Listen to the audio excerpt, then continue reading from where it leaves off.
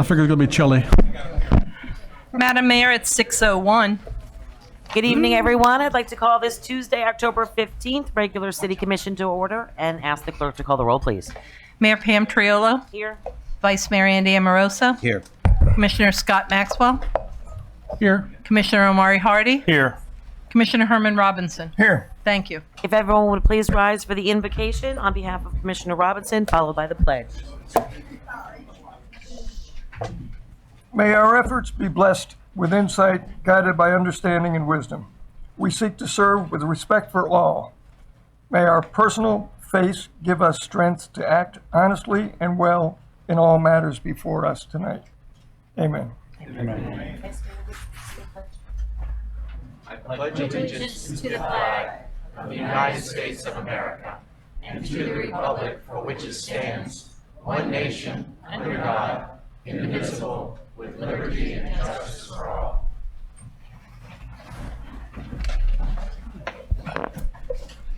Okay, got a packed house today, loving it. Also just want to remind you all, for anyone that wants to speak on anything, to give you a little bit of a heads up, just an educational purpose, the blue cards in the back, you need to fill them out before we actually get to that item on the agenda. There's also copies of the agenda in the back as well. And what you need to do is you can fill out a card for two things. Well, actually multiple things. You can fill out a card for public participation of non-agended items and consent agenda items. And that's an opportunity for you to talk on anything that's concerning you and your thoughts, your neighborhoods, or what's going on in your world that you want to share with us. And then also what's on the consent agenda, which you'll see those items listed. Then when it comes to the other parts of the agenda, such as public hearings, unfinished business, or new business, you can speak on any or all of those items if you wish, but you need to fill out a card, and you need to put your name on the card and the item number that you're addressing.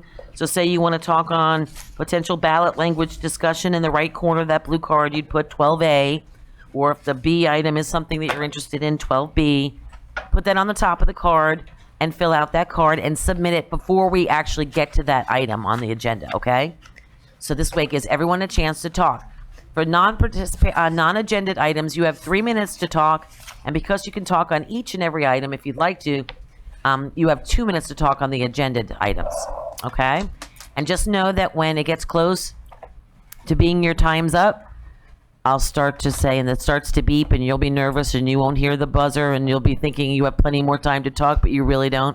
And I'll start saying, thank you, thank you, thank you. Because I don't want to interrupt you, but I have to, because I want to make sure everyone has a chance to talk, okay? So don't think I'm being rude. All right. Moving on to additions, deletions, or reordering. City Clerk? Madam Mayor, there's one addition, a proclamation declaring October 2019 as National Breast Cancer Awareness Month. Okay, and that'll be added as item E? Item E, yes, ma'am. Okay. I'll entertain a motion to accept the agenda as amended. So moved. Moved by the Vice Mayor Pro Tem, seconded by the Vice Mayor.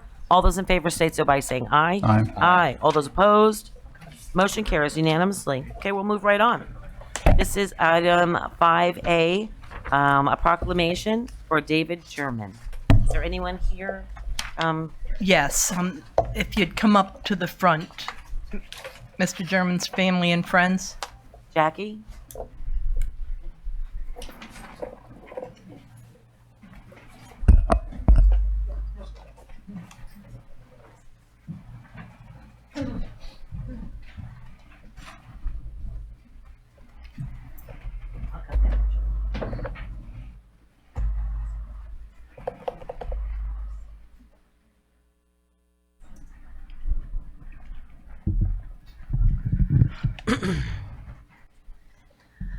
Whereas the city of Lake Worth Beach is always grateful for the contributions of those who make a difference in the lives of our residents. And whereas one of our own was Deputy Sheriff David A. German, who was with the Lake Worth Police Department and the Palm Beach County Sheriff's Office from September 1st of 1987 until the date of his death on August 25th, 2019. And whereas for years, Deputy German served the community on road patrol and was a longtime detective for the Lake Worth Police Department. And for the last 11 years, he wore that green uniform of the Palm Beach County Sheriff's Office. He also trained many police personnel here in the city. And whereas Deputy German had many opportunities to transfer to softer assignments, but chose to remain in Lake Worth Beach because he enjoyed working here. And whereas Deputy German was a good man, a good police officer, and a good friend to the city of Lake Worth Beach. He loved his real family and his work family, and he cared for the community that he patrolled and protected. Whereas the city of Lake Worth Beach is a better place by having people like Deputy David A. German. We mourn his passing, and his memory will live on in the lives of our many residents. Now, therefore, I, Pam Triolo, Mayor of the City of Lake Worth Beach, Florida, by virtue of the authority vested in me, do hereby recognize the life and work of Deputy David German. May he rest in peace.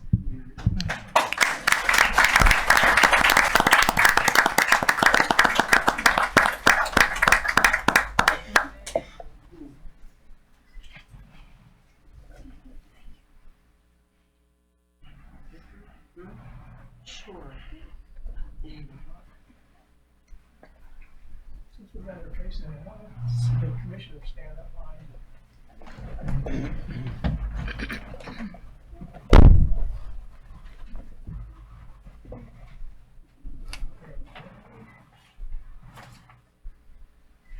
So everybody's eyes are open.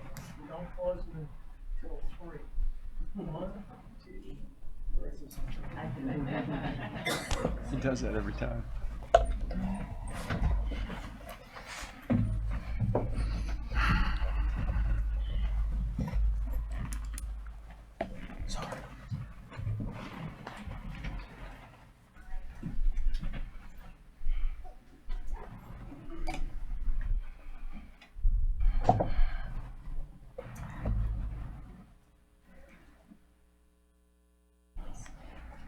Thank you all very much. All right, moving on with item 5B, Palm Beach County Principal's presentation by Erica Whitfield. I saw you sneak in back there.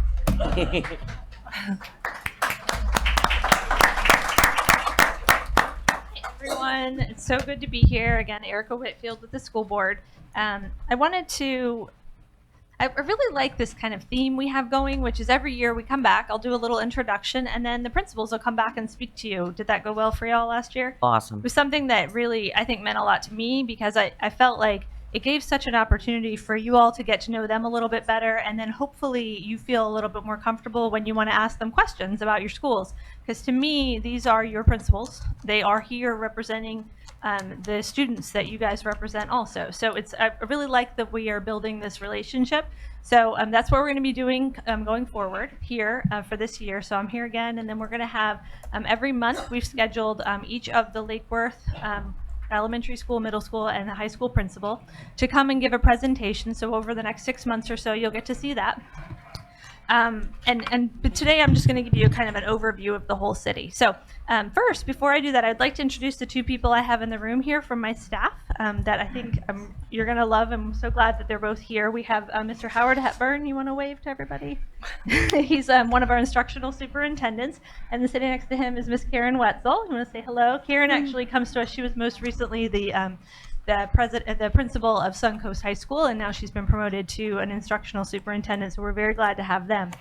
Lake Worth actually breaks up into two of our distinct areas. We have our south area and our central area, and both of them this year have new area superintendents, so you may see their names. We have Valerie Haynes, who was previously the principal of Meadow Park Elementary, and she's now going to be our area superintendent. She's just doing an amazing job.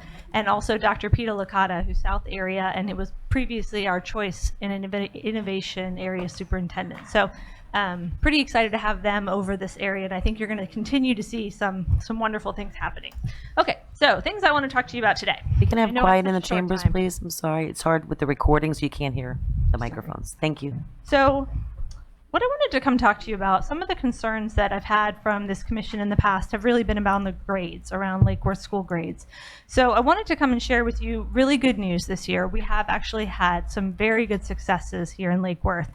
Some of our grades have stayed the same, but even among schools that haven't gone up in a letter grade, you're going to see that we've actually had quite a bit of a success in the components of those grades really going up. So Barton Elementary this past year was a C. It remains a C, but in both English and math, they went up 8 points, and in science, they went up 4 points. Now, for the district as a whole, science was kind of a struggling area. It was something that we haven't really done a great job at. And then you'll know that we actually made the paper if you read it. Our English reading language scores all went down across the district just a tiny bit, mostly stayed the same. It wasn't a ton of a change, but you'll see Barton actually did go up. So that was a really wonderful thing. Another great news about the district as a whole is that our attendance scores our attendance has really gone up. So many of our schools have been able to tackle that attendance issue that we've had for so long. So we're really happy to say that Barton is getting their kids to show up to school more frequently and really doing quite well at it. Sorry, this is right in my face. Highland Elementary has gone up in their English language. They went down in math and science. So this year you're going to see a bigger emphasis at their school on both of those. They went down just a tiny bit. Their grade remained a C, but they are feeling very strongly about their ability to gain there. So I think you're going to see a really good success from Highland as well. One of my favorite stories of the year is North grade actually went up from a C to a B. This has been something that I've been believing could happen for a long time, and I'm so glad to see that they did it. They were able to bring up their English language and science scores, but math proved to be one of their struggling areas this year, so that's where they're going to focus the more of their attention.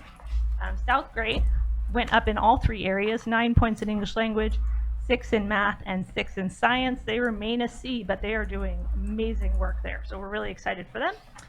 Lake Worth Middle went up in English language, went up in math, and really stayed the same in science, and in social studies went down just a tiny bit. And then finally, Lake Worth High. I think you guys should be so proud of what's been going on at Lake Worth High School. If you haven't had a chance to go and visit, especially for people in the room, I'm going to talk to you a little bit about the wish list of our principals, but our principal there has really been wanting to see more community participation. He's really pushing hard to see if we can get more people to come from the community into the school. This school has just done awesome things. They've gone up in English. They've gone up so much in math. They went up 13 points in math this year. Science, 6 points. And again, the district as a whole really wasn't moving in science, so really great. Social studies, they went up 5 points. And their overall graduation rate for the last 4 years has actually gone up 10 points over 4 years. So that is an unbelievable achievement, really a wonderful thing to see. So I'm really proud of that. So I brought along, so that was kind of the boring stuff. This is a little bit more interesting. I brought along, so each of our schools, we reached out, actually after speaking to one of your staff members, Ms. Jess Savage, we talked about, what is it that the city could do to support the schools? We've been talking about this for a while, and though we weren't able to get a person designated to be that person at the city, I still see some really positive ability for us to work together. So what we were talking about is, I asked each of the principals to let me know what it is that they would like to see from the community. I said, pick really low-cost items or things that wouldn't be a lot of effort. So I'm gonna go through these with you, but just so you know, and I brought extra copies in case anybody in the audience wanted one. Not a ton of extra copies, but I thought if anybody's really interested in ways they could contribute to their schools. So North Grade Elementary said that they would love help beautifying the school, murals, plants, banners, butterfly garden. One thing I think that people don't, I've heard this from a few people, was to have, if possible, the city would be interested in paying for Uber rides to get families to school nights for events and conferences. Sometimes that can be a very big difficulty for them. Anybody who's interested in going into the school and mentoring with the students, they would love to see that. Specifically, if staff had time that they wanted to go in and see, that would be wonderful. It's really close. It's a really amazing way to have an impact on a child's life. they're having difficulty with haircuts for kids. That's been a struggle. So they wanted to see if there was any interest in the city for that. And then, as we mentioned last year, the safety patrol trip. If anyone's interested in sponsoring a safety patroller, and that's something that we can do again, we would love to see it. I think it would be wonderful. As you know, North Grade actually has a middle school now, and that middle school, they want to really kind of make it more robust and make it so that those students get really great experiences as well. So she was talking about maybe having a middle school student be sponsored to go to Tallahassee. They want to do a trip there for them as well to really kind of get to experience our government. And so that's their middle school plan this year. So they're working on raising money for all those things, and a parent university to connect families and information to healthcare, housing assistance, transportation, food, clothing, hygiene, laundry detergent, lice products. They do a lot of for their families, but the donations only go so far. So if the community is interested in that.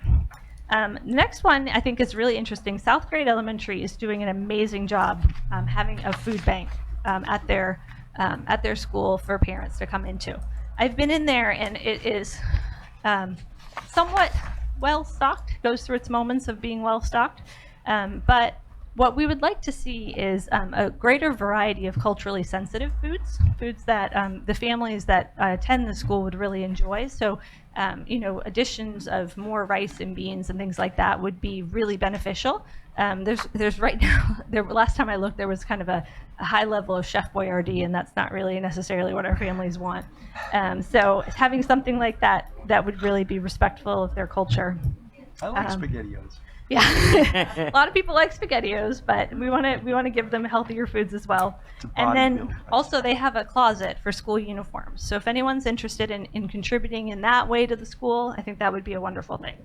Barton Elementary brought up something that I have said many times, and I think having the city help us with this would be amazing, but just recognizing the teachers for their work. It is a very, very hard job to go in and give 100% of yourself every single day to these children, and to really take so much of their life into your care. So they really would love it if their teachers could be recognized by the city. I think if we were to put together a recognition ceremony, I think it would go so far for the people in Lake Worth who teach here to feel part of the community and to feel respected and appreciated by the community. So that's what Barton Elementary asked for. Highland Elementary gave me a huge long list, but I will go through it quickly. They said that they would love to have volunteers to help pop popcorn on Fridays, because they do that. They have moms in there always bagging the popcorn, really trying to get that as a fundraiser for the school. And kids buy it, they just have to pack it. Mentoring, again, people would really like to see more mentors go into the schools. Having that kind of respect from an adult that's not your parent is really a big deal. Donations towards our school-wide positive behavior system for the students, where they can earn prizes and treats, things like that. We do that at all our schools. They all have a way that they recognize students when they catch them doing something good. And so that's something that people could actually contribute to. And then Highland Elementary would like to see artists donate their talents and resources to paint murals on campus. That would be a wonderful thing and a great way for this artist community to really delve into the school. We can create space for them, and they could put up, even informational murals would be wonderful. Things that tie into our standards would be amazing. Volunteers to assist in the cafeteria for lunches. They're doing a milk carton recycling initiative this year, and they would love assistance with that. And volunteers to read to the students during their read aloud and literacy week. Sometimes it's interesting when somebody different than your teacher's there to talk about that. Okay, those are our elementary schools. Lake Worth Middle, really, really simple, just asked for cones. They said they really need some cones to help with their parking situation and moving things around. So I thought that was a pretty simple, easy one. Really, they were claiming just that their enrollment's gone up so much that having the ability to direct traffic would be better. And then Lake Worth High, again, as I mentioned, he said one of the school's goals for FY 2020 is to increase school and community partnerships and communication. His aim this year is to create the presence throughout the city by participating in community projects and events. The experiment would help my students interact with key decision makers who could possibly link them to jobs and/or other career opportunities. 80% of his seniors stay within 20 miles of their home after graduating, so he would like to ask people to visit and possibly even give some type of job experiences for them here. So those are, I really wanted to go through all those, and thank you for humoring me, because I want you to know that the schools are welcoming the community in. We want you to come. We want you to be a part of what's going on at the schools, and the principals would like to see more people there, and any way that they could help, I think that would be wonderful. So that's one more thing. And excuse me. Lastly, I wanted to talk to you about an initiative that I'm bringing to the city, and I'm just really thrilled about. As a part of my job, I actually sit on a bunch of other boards throughout the community. And this past year, I had the privilege of being a part of the Early Learning Coalition. As you know, I've been really interested in what it means to educate our children that are younger than we actually see at the school district. So some children do come to us, but the majority of children under 5 years old are actually educated through private providers in the city, and or throughout the community. And sometimes it's not high quality. Sometimes we're not getting that really high quality education. So what we're gonna do through this Early Learning Coalition, and our first meeting, just so you know, October 30th, I switched the date so you guys can all come, hopefully. So we're gonna have a really great meeting. It's gonna be at Highland Elementary on October 30th at 6:30. We are inviting all of the private pre-K providers, VPK providers in the community to come to a meeting. And the idea is that through this collaboration, they can decide what they are most interested in having as far as support to create a higher quality pre-K system. There's two parts to it. One is creating higher quality. The second is hopefully creating more seats, because I think we need the ability to actually have more seats in the city. But we're going to be working with them. The Early Learning Coalition has actually dedicated quite a bit of money to this project. So if they decide and come back that they want to create a better curriculum or buy a better curriculum, if they want better trainings for their teachers, if they want us to see if we can do substitute programs where we could actually get them a substitute for their class so that they could attend a training, things like that are kind of what we've thought of, but we're going to ask them what they think of and hopefully be able to institute this program. It's something that was done over the last 3 years in Riviera Beach. It was really successful. They actually were able to get their scores up so much we have this test that I've mentioned to you guys before, the Flickers test, and it tests the children when they enter kindergarten to see if they're ready for kindergarten or not. Those scores have gone up so much through this project in Riviera. So we'll be doing this in Lake Worth, and also I'll be doing a project in Del Rey, and Miss Marcia Andrews is going to be heading up the one in the Glades. So, excuse me. So you'll see hopefully some of these projects this year, and hopefully I'll come back and give you, it's at 6:30. I'll come back and give you some reports on that, but we would love to have your participation, and if you can come to that first meeting just to say hi to the providers, that would be wonderful. So I'm going to stop there and just answer any questions that you have. Thank you. Okay. We're resuming our education council too. Yay! We'll get there, When's that? When are we going to do it? Soon? Yeah, this before the new year. Okay, great. Yeah, you should be getting a notification in a couple weeks. And one of the things too, thank you to Jess for reaching out to you for that. We're going to address some of the issues that you discussed today because we had some ideas already. So Great. Yeah. Awesome. Yeah, and if you come up with any questions, Andy calls me and talks to me frequently, and so does Amari, but feel free to reach out and just let me know if there's a concern you have at your schools or something that we can do better. We are happy to do it. We're happy to work with you all in any way we can.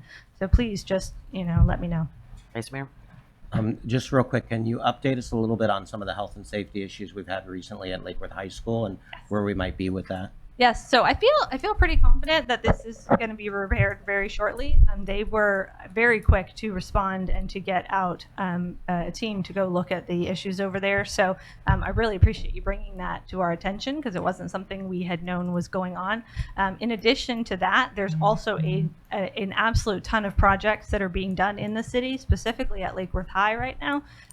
The money that you'll see that you all gave through the referendum is being spent as quickly as humanly possible, but things like HVACs are being fixed over there, which is huge and wonderful. The roof issues that we've been having. So there's so many situations there. I think we're going to be seeing some real progress, and so I'm very excited about it. One of the suggestions that I've had from the superintendent this morning before coming to this is that possibly I could come back and give you just a comprehensive update, or even just send it to you in your email about what's going on specifically in the Lake Worth schools, so you can understand how we're spending that money and sort of the timeline of that. Great, So if you're thank you. interested in that, I'm happy to get Yes, that for you. please. And I appreciate you getting back in such a timely manner. Thank you. Absolutely. Thank you. Vice Mayor Pro Tem? Thank you. Thank you, Erica, for your presentation. It's good to see you again. Can we talk a little bit about mentoring? Many years ago, I had the privilege of doing a little bit of mentoring up at North Grade and haven't done so in a number of years. What are the hours that you're looking for? Oh, it's totally up to you. I mean, Well, really. what's it's the latest time Well, frame in the day? The latest? Well, I mean, we could go even into after school hours. So children are there until almost 6. You're going to get a Okay. less number of people, but yeah, we can go as late as 6. Okay, so that's a good window there. Also, does the school district going to offer those who wish to mentor some sort of an outline, a guideline on what we should be doing and how should we structure our time with the students? I mean, we want to make you feel comfortable and however you want to do it. If you're choosing an elementary school, probably be more just like reading with the students, meeting with them, talking with them. If you want to go into more of a high school, we actually have programs that really could get you matched up with one student in particular, and you can put time and effort and your talents into the one student to really make a difference in their life. We have Take Stock in Children. We have Path to College right here that does mentoring only at Lake Worth High right now. They're a great place to go. So if you want to really engage with a student who is looking to go to college and really needs that one-on-one time, that would be a great way to do it. But for the younger grades, maybe just much more lighter touch. One more question, Madam Mayor. Also, I unfortunately picked up on a little news story out of North County regarding students and their lunches. Yeah. Are you familiar with that story? Mm-hmm, absolutely. Okay. What is the official policy for the schools as far as the children and their lunches? If a kid, for whatever reason, doesn't have lunch money, We always feed them. Always feed them. We will never not feed a child. Now, what'll happen is after a couple weeks of feeding them, if they haven't paid their bill or signed up for free or reduced lunch, usually that's what we do. Once we see that they're not actually able to pay, then somebody will be working with them to get the parents to fill out the paperwork, sign the paperwork. It's pretty straightforward process. So we usually work towards that. But if we can't get that to happen, then they are reduced to a different type of meal. So instead of getting the full meal, they get like kind of a pared down meal, but they're always fed. But I think it's sort of an incentive process to get them to really just do the paperwork. But we have staff that work with the parents immediately as soon as we know that is going on. So I love that man did that. I think it's wonderful. But I don't want anyone in the community to feel like we're not feeding children, because we always feed children. well, I understand that here in the city of Lake Worth, the number of children on free and reduced meals is way in the upper 90 percentile. Virtually all of our children are on free or reduced meals. I would really be heartbroken and very, very upset to learn that these children are not, for whatever reason, being fed, whether it's the negligence of the parents or their inability to fill out the paperwork, whatever. I just want to make sure that these children certainly don't go into their first class in the morning hungry. Well, to the so point where they throughout can't- the district, we have free breakfast for everyone. Right. No matter what. Doesn't matter who you are or what you signed up for, you get free breakfast. Free lunch is to anybody who fills out the paperwork, which, as you said, most kids in Lake Worth can qualify. And if they don't, we go through some processes. Well, But I'm sorry. I'm sorry to interrupt. Go ahead. I was just going to say, and in addition to that, we also have our food pantries, which we work really hard to make sure to send food home with the families. But the backpack program is a really special program where we send children home who are identified by this principal. We send them home a backpack filled with food, and we actually have some of our projects. It's enough food to feed the entire family for the weekend. So that way you don't have to worry. We're only sending food home for that one child, but it's for their brothers, their sisters, mom and dad. Everybody's able to get food. So for the children who are really in need, they get a backpack every weekend to take home. And I know we all know that if any of us, if we feel hungry or whatever, we're not at our best. So we're not capable or able sometimes to concentrate.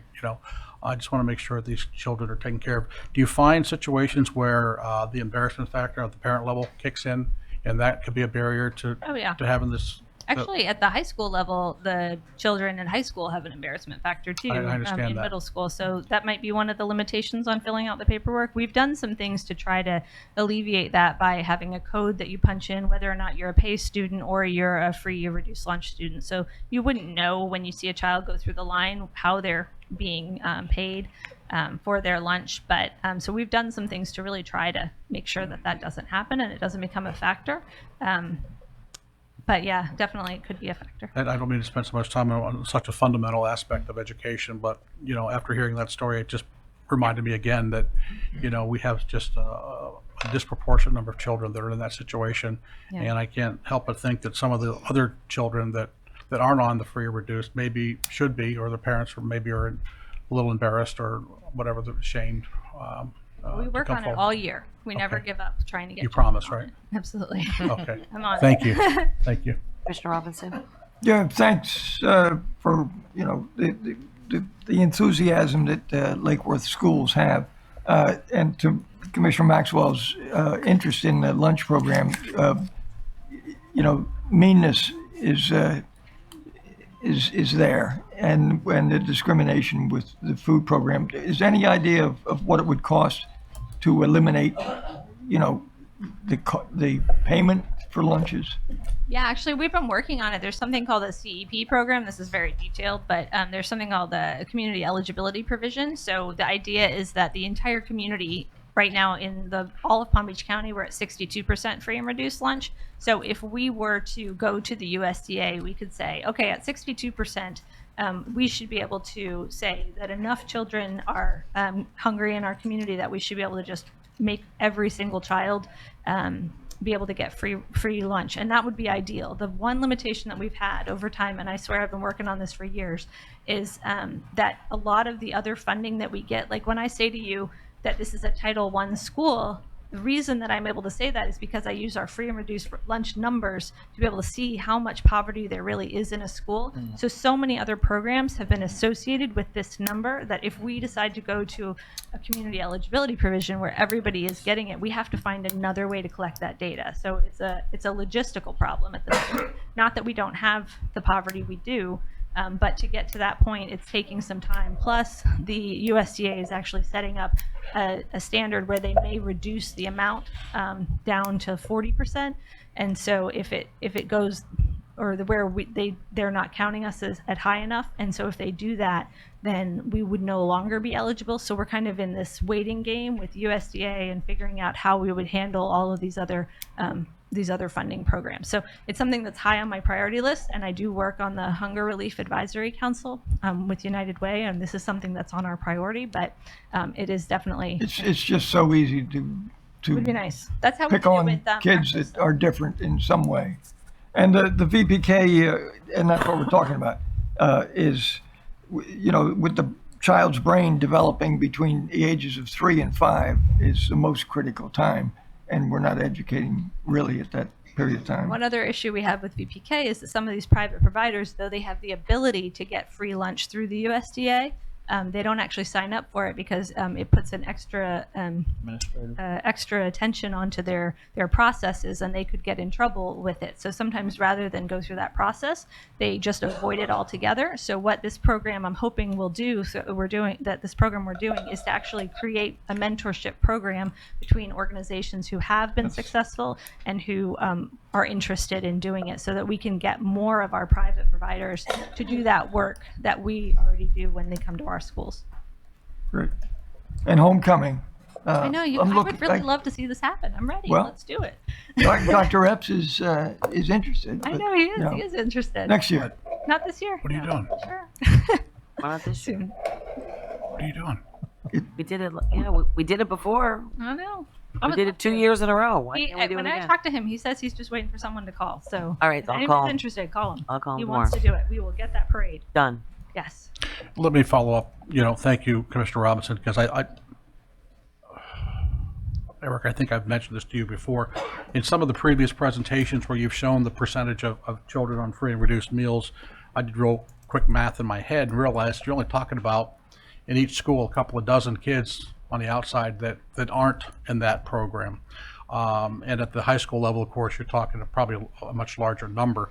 So what is the cost? What is the USDA, what do they pay per student at the elementary and high school level for a meal, to provide that meal? Do you know? There's a reason why I asked that I question. know what we pay them. It's $2.30 for lunch in our school system. I'm sure it's less what the cost is to the USDA to provide that meal, but we have pretty low costs. Well, I'm speaking out of turn. We've not had this conversation, but when you talk about all the things that communities may be able to do to partner with the school system, and I have strong feelings about that in so many different ways. I'm thinking this is something that maybe fundamentally I could get very excited about if we could really come up with a number of kids, and so you don't have to go through that process of tinkering with the Title I processes and everything that goes with that. Maybe that could be something we could consider somehow. I don't know how we would do it, Contributing but to make sure that every child in the city knows when they walk through those doors, that under no circumstance will they be turned away. Well, and particularly we at the high actually, school level. I had a middle school student who was very interested in this in Jupiter, and so what she did was she created just a pot of money that she raised money for, and so they created that and really kind of promoted it. So even though we will feed any child that comes to us, sometimes people can feel a little bit uncomfortable about that, and so they might just hide and not eat. But she actually raised money and created a pot so that students would know that there was money there for lunch anytime they needed it. So that would be an option too. Maybe you and I could talk off Sure. stage here about that, and maybe we can come up with something. Absolutely. Thank you. Thank you. Commissioner Hardy? I just want to say thank you, Erica Whitfield, and to all the folks who work at our schools. Government is hard. I think when you are outside of the decision-making process, it may seem very easy, very clear to go from step, A to B, B to C. But once you get in and you realize all the different things that you have to accomplish and the trade-offs that have to get made, it can be very difficult. And that's why you get paid the huge bucks you get paid as a school board member. But we thank you for the work that you do. And we thank you, Dr. Epps, and all the other principals here at the school. You guys are doing a fantastic job. Thank you, Erica. Thank you guys so much. I appreciate you having me here. So look forward to your first meeting. I think next month you're going to be having, I don't remember who's coming actually, but some principal will be here, and I'm looking forward to it. And if you ever need anything from me at all, or anybody in the community with your schools, please call me. Okay? We always do. Thank you. Say hi to Brett.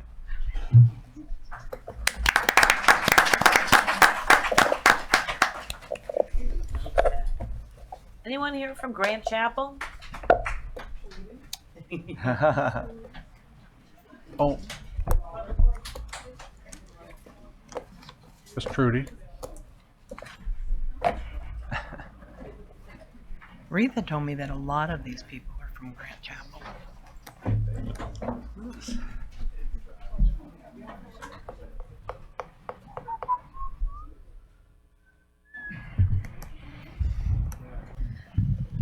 Come on. Come on down, Miss Trudy. Get over Mr. here. Bray? You. Thank you. You want me to? Yeah, of course. They're here because of you.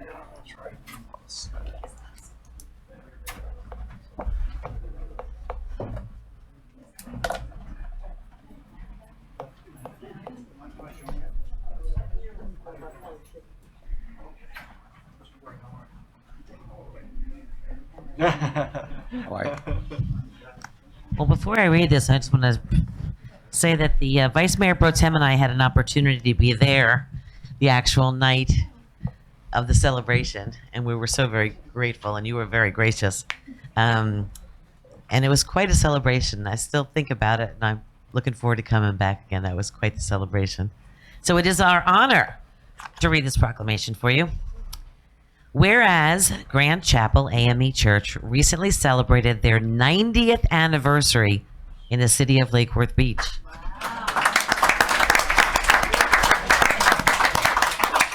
And whereas since 1929, members of this amazing church have been preaching, teaching, sharing, and spreading the good news of the gospel of Jesus Christ. And whereas Grant Chapel has celebrated with its members so many weddings, births, baptisms, and anniversaries, and has also wrapped its comforting arms around those who are sick and suffering. It's mourned with its members over the loss of loved ones, and at the same time remained a beacon of strength of the community.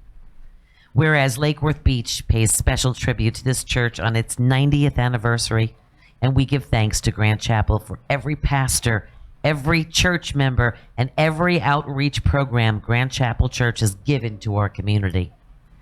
And whereas our entire city has benefited from this wonderful church, and it is a pleasure to extend this expression of our esteem and best wishes to members of this congregation on this extremely memorable occasion. Now, therefore, I, Pam Triolo, Mayor of the City of Lake Worth Beach, Florida, by the virtue of the authority vested in me, do hereby recognize Grand Chapel Church on its 90th anniversary.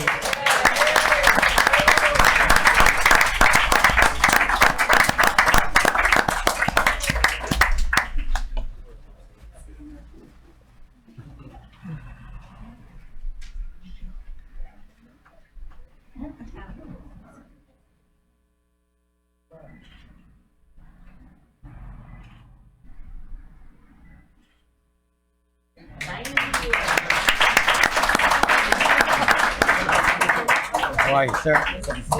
Congratulations.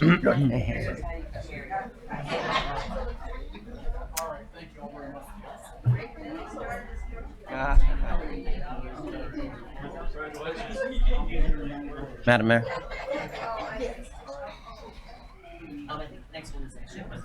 Oh, is it? Yeah. Oh, Yes. We got our jazzy seniors. You might want to stay in the, you got the jazzy seniors coming up. You got And they are so a jazzy group of people. All right.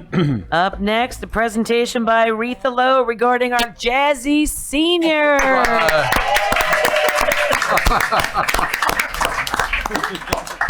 Thank you. Thank you. Thank you. Thank you. Looking good in purple.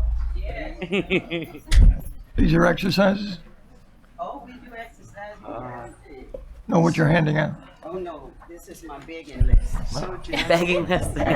So jazzy.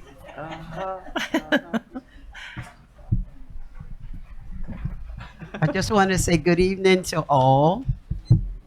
And we're up here to just show you some slides of some of the activities that we participate in as the Jazzy Seniors of Lake Worth Beach. And this is one of our senior programs we have here in the city of Lake Worth Beach.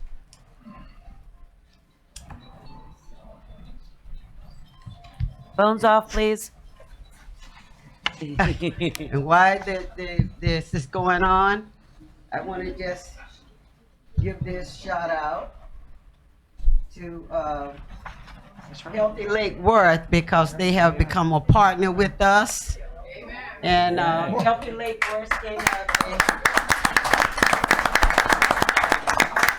there. Okay. I'm going to go into my presentation while the slide is going on.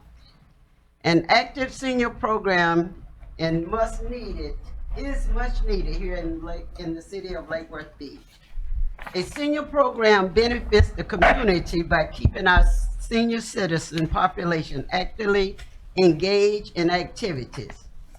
The 6 hours or so a week we spend with the senior program is some of our seniors' only time out of their homes, let alone actively engage in any type of physical or mental activities. The senior program helps keep our seniors healthy through health fairs, health resources, medical benefits presentations, and other health and wellness activities we do. Our senior program also have assisted in helping our seniors stay in their homes longer versus being placed in nursing home and assisted living.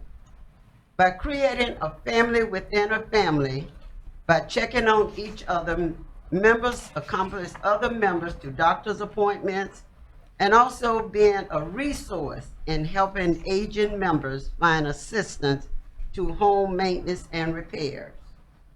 And the most important reason for our senior program is to assist our senior citizens to stay active and social, in which medical studies have shown active seniors live longer.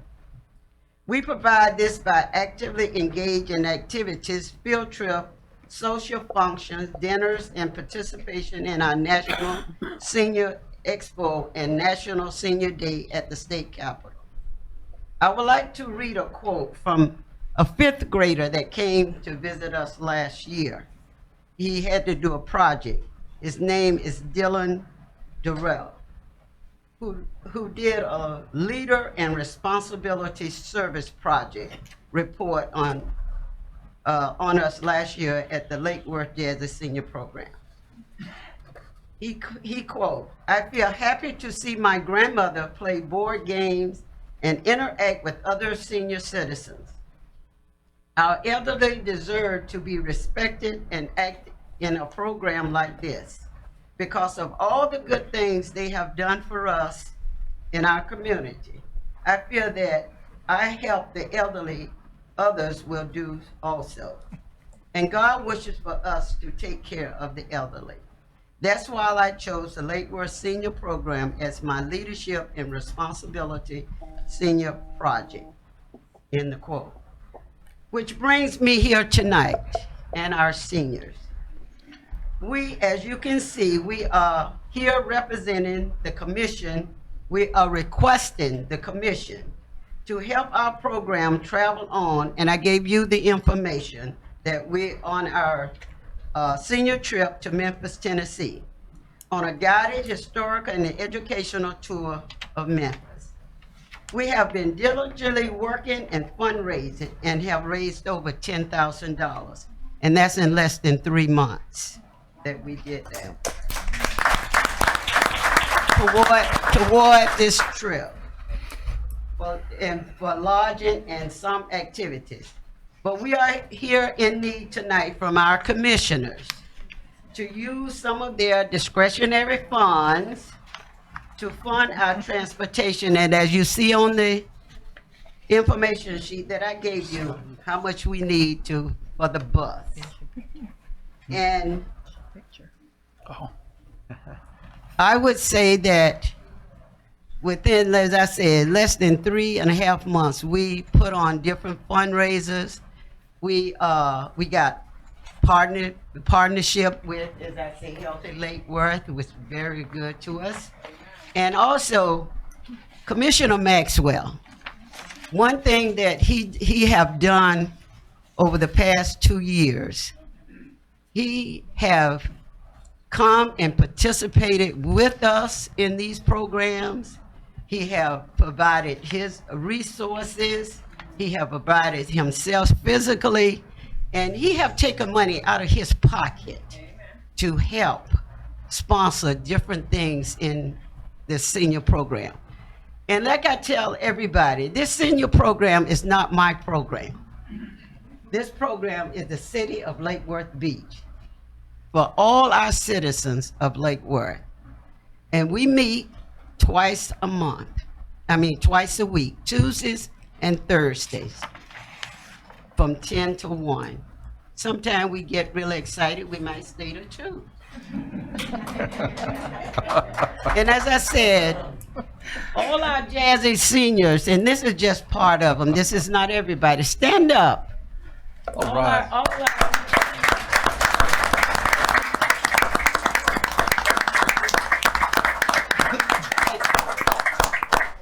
This is not just for women. We got some men's too. You know, they kind of shy. They don't come out. But we're here tonight requesting from you, commissioners, to help us out. The trip is next Thursday at 1 o'clock in the morning. The bus leaves Lake Worth. And when we go off to Tallahassee or wherever we go, we always represent for Lake Worth Beach, the city of Lake Worth Beach. We represent. People know who we are. It's not just the jazziness, but they know we're from Lake Worth Beach. So we're asking you tonight to help us out with the transportation. Everything else is paid for, but we are running short with transportation, and we are asking that you come and help us out. Any questions? Mr. Hardy? If you're looking for a consensus, I'm 1 of 5. I'm a yay. You know what I'll say is, age is weird because as a young person, it's hard to know what it feels like to be older, but an older person always knows what it feels like to be younger. Amen. At the same time, we all have family. I have a mom, I have a grandma. And so all I have to do is think about, I wish Titusville had a program like this, where my grandmother lives. And I'm glad that we have it, and anything we can do to support it, I'm willing to do. So I'm a yes. Thank you. I appreciate it. Vice Mayor Pro Tem. So I don't have to worry about you. Okay. I got you. all right. I don't have to worry about you. I got you.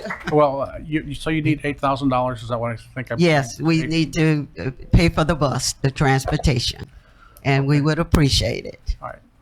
Well, okay. I'm going to throw this to the mayor. I know what I'm going to do. What do you want to do something from the commission?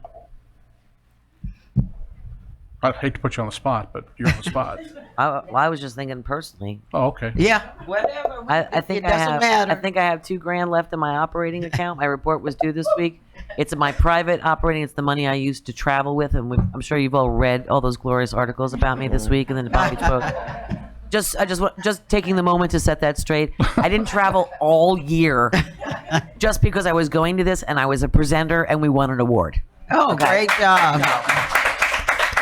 I love how they take things out of perspective, and if you look at the travel budget and you watch everybody, I spend the least amount of the travel budget than anybody else. And I'm the mayor of the city. I should be traveling to be a representative. But regardless of that, my operating budget is my own. It's not city's money. It's my own money that I use for my travel. And I think I have $2,000 left. I will donate $2,000. Thank to you. your transportation. Appreciate it. Can I legally do that? If y'all have a consensus to do this, I'll get with Ms. Lowe and we'll make sure it's taken care of. However, we take it from the various accounts because we'll have to sort of this early And I in the won't year. ever travel again, ever anywhere to pay So- for their transportation. So if that's the consensus, Madam Mayor, just give me that direction and I'll make it happen. I drive to Tallahassee myself, too, just in case So, you're all wondering. Well, I have a question. I'm sorry to interrupt. Go ahead. I didn't put my little dull light on. Sorry. City manager, so instead of me giving to the Jazzy Seniors, I could just give to you as part of the... The various accounts, we'll find the money in those areas. If y'all just give me that direction, I can go ahead and process that and make Yes, it happen. please. Okay. Is that thumbs up? Have we got Thumbs up. thumbs up? Y'all are supposed to be using your thumbs there. thank you very much. We appreciate it. Okay, any other questions? No. Well, we do have, yes, Can I go? yes. No, I saw it here. I didn't know that Stacks had. I'm not video. subsidizing your travel with the Jazzy Seniors. I didn't know. I didn't know that Stacks records. Wait a minute. How long are you going? Hey, is the post here? I don't know. Oh. I don't want If you can make it 8 days, we'll send another Commissioner Okay, Maxwell to. we'll send him there, we'll do it then now. Okay, if there's no other question, any of my Jazzy Seniors want to get up and say something and Or then we'll dance. move on? You will? Thank you. Thank you very much. We'll bring a report back and we'll let you know which one. Do us proud. Thank you. And lots of pictures.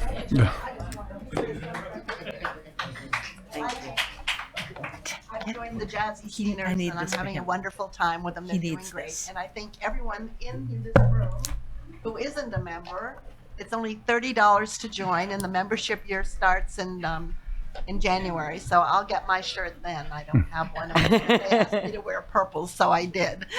Thank you. But we'd like to have everybody, and I think from the commissioner's standpoint, we could make an exception if you're not 55 and you could be an honorary member. And this group is moving and shaking. I was listening to Erica Whitfield's requests, and I think that will be something that we can work on this year with her. Sounds good. To work with the students. I mean, this is a really, really active, good group of people, and I appreciate your support with them. And I'll say next year, we won't need that money because they're going to be making it on their own. All right. Yes, sir. Thank you all so very much. You got it. All right, and our last, which was added to it, is a proclamation on breast cancer. This is Breast Cancer Awareness Month, and I know our next meeting is not till the 29th, and I wanted to make sure that this got read. I don't believe there's anyone here to receive this proclamation. I don't believe so. So I'll read it from here. Let me just wait till everyone settles out. Did they say that their membership was 55 and older? 55 and older. Qualified. I'm only 24, so I don't know. It's a few more years. I can join in November. In my I mind. say we go next year. I have an AARP card. I want a discount. I just got my first notification. So I didn't even talk about it. This is the second How time. I feel. Right. I'm mortified. All right, here we go. The proclamation. Whereas breast cancer touches the lives of Americans from every background and in every community across our nation.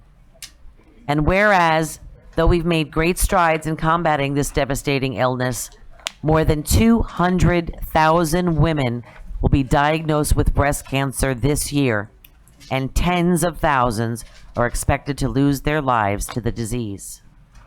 And whereas, during National Breast Cancer Awareness Month, we honor those we have lost, lend our strength to those who carry on the fight, and pledge to educate ourselves and our loved ones about this tragic disease. And whereas, though the exact causes of breast cancer are unknown, understanding its risk factors are essential to prevention. And whereas older women and those who have a personal or family history of breast cancer are among those at greater risk of developing the illness. And whereas early detection is also key in the fight against breast cancer, and getting recommended screening mammograms can help to detect breast cancer early. Now, therefore, I, Pam Triolo, Mayor of the City of Lake Worth Beach, Florida, by the virtue of the authority vested in me, do hereby proclaim October 2019 as National Breast Cancer Awareness Month, and encourage all the citizens of Lake Worth Beach to please join in activities that will increase awareness of what Americans can do to prevent this disease. Thank you.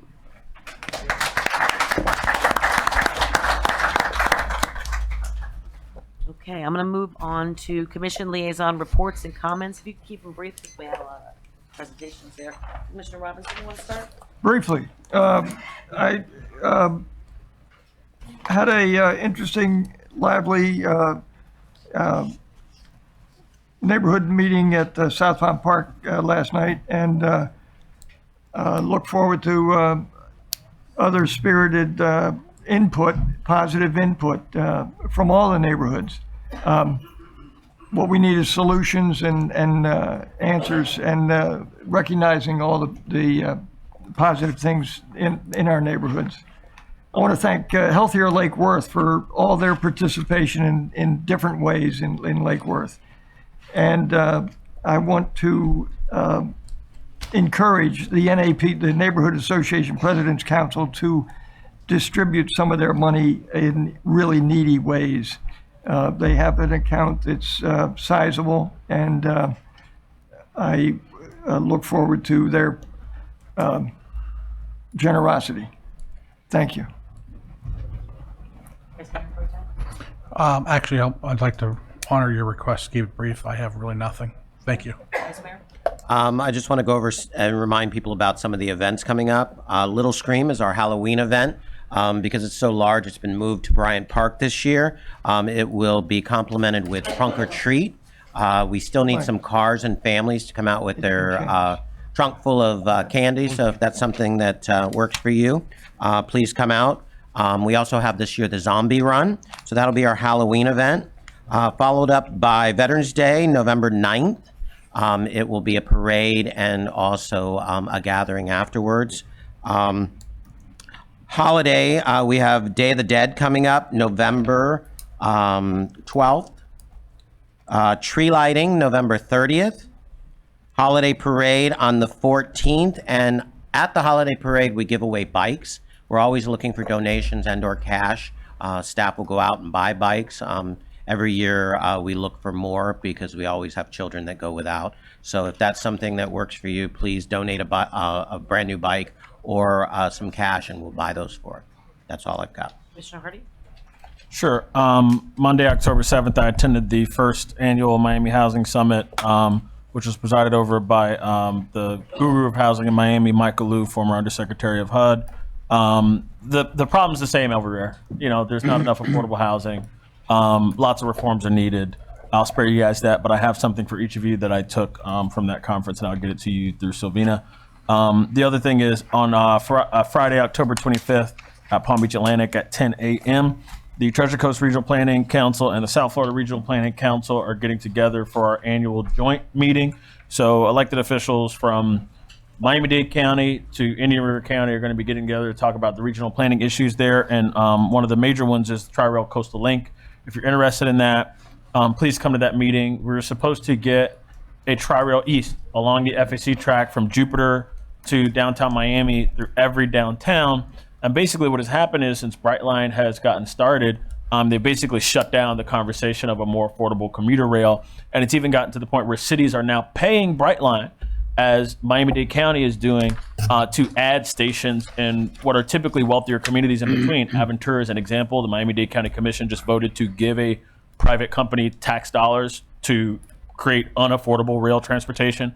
And also Boca Raton is going to be one of those. So if you care about that, please come to that meeting.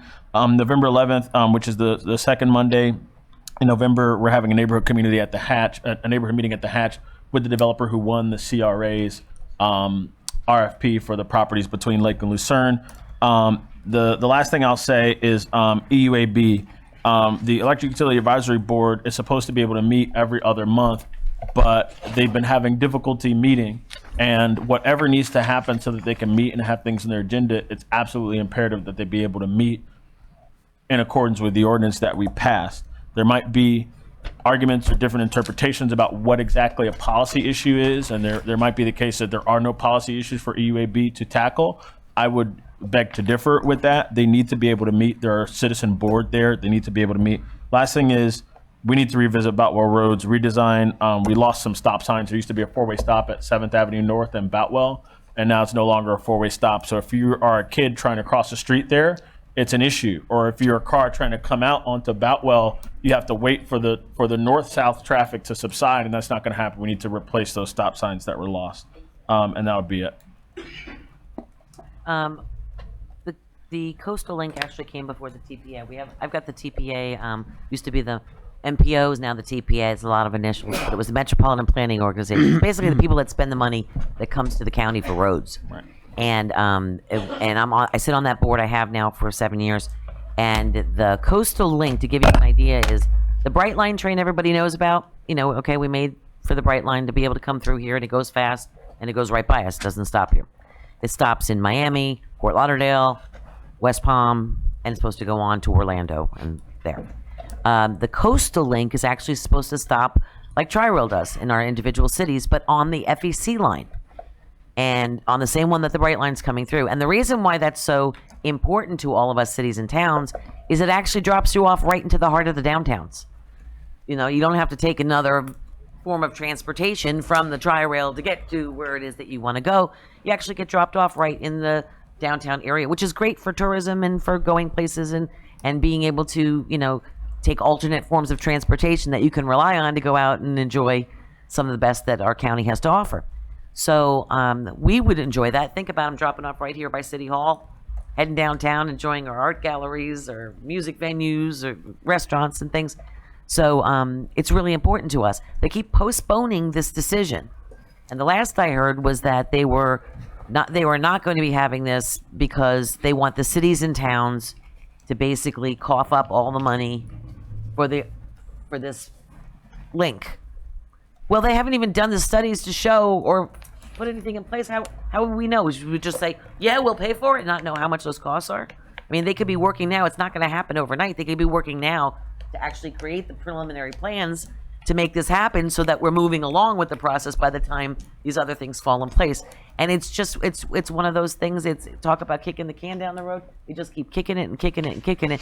And this is a viable thing. This means economy for our cities and convenience and job opportunities and all kinds of stuff for people. So I'll be pushing it on my end at the TPA on Thursday. and that'll come before there. Other thing before the TPA is they've got a widening project. FDOT, Florida Department of Transportation, has a widening project scheduled for 6th Avenue South from 95 to US 1. We didn't request any widening project on 6th Avenue South. I mean, where we have a problem is north and south of 6th, getting people trying to cross there and get through that. So I'm going to go to them and ask, I'm not exactly sure where or why. I guess this is part of their routine. FDOT, I mean, it's amazing that money finally landed in Lake Worth and not somewhere out in the county somewhere. So, I would like to see if maybe we can reappropriate that money to pay for crossings and things that would help make it safer to get across 6th Avenue South, especially for the kids on the south side from the schools to get to Grimes Park and everything else. And that's just always been a nightmare. I can't see adding more lanes of travel without improving those cross. So we'll talk about that later. This is my report part, so I don't want to go on with this. But that's what I'll be there for, and we can communicate about that. Other things, I'm sure there are a million of them, but I had to tell you those. Okay. Public participation of non-agenda items and consent agenda items. Okay, Greg Richter, followed by Todd Townsend. Okay. Good evening. Greg Richter, South Palm Park, 1202 South Palmway. As Herman mentioned, we had a rather contentious meeting last night discussing the aspects of South Federal Highway. Us in South Palm Park are very concerned with behavior and activity that's been going on over the last 6 months. There's been change of ownership down there.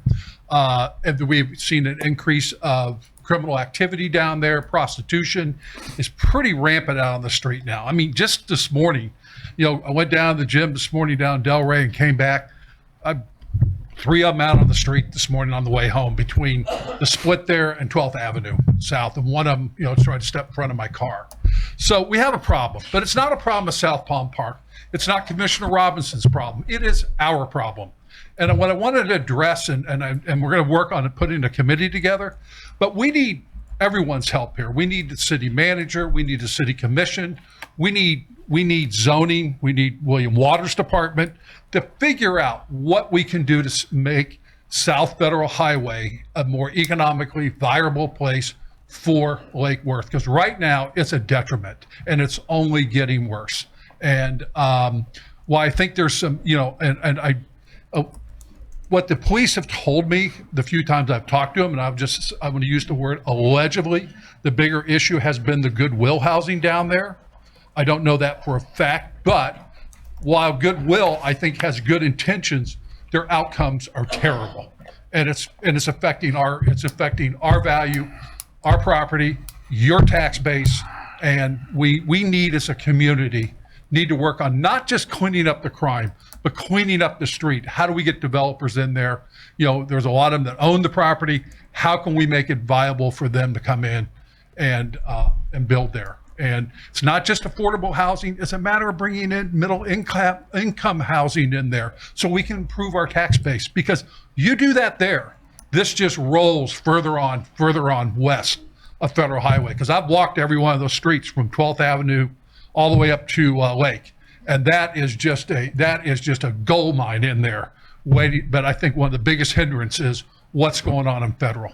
And I just think there's a great opportunity for all of us here. And if we can work together, do something. Thank you. Thank you. Todd Townsend, followed by Cheryl Rashkin. Hello, Todd Townsend, 502 South Chase Street. A couple of quick things. Do I got 2 minutes or 3 minutes? 3.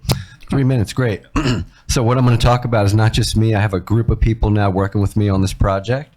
So I wanted to talk about, first of all, these numbers are obviously a little bit padded and inflated a little bit because it's all 0s at the end of all the numbers. Then by the time you get to the roads, it's all down to the penny.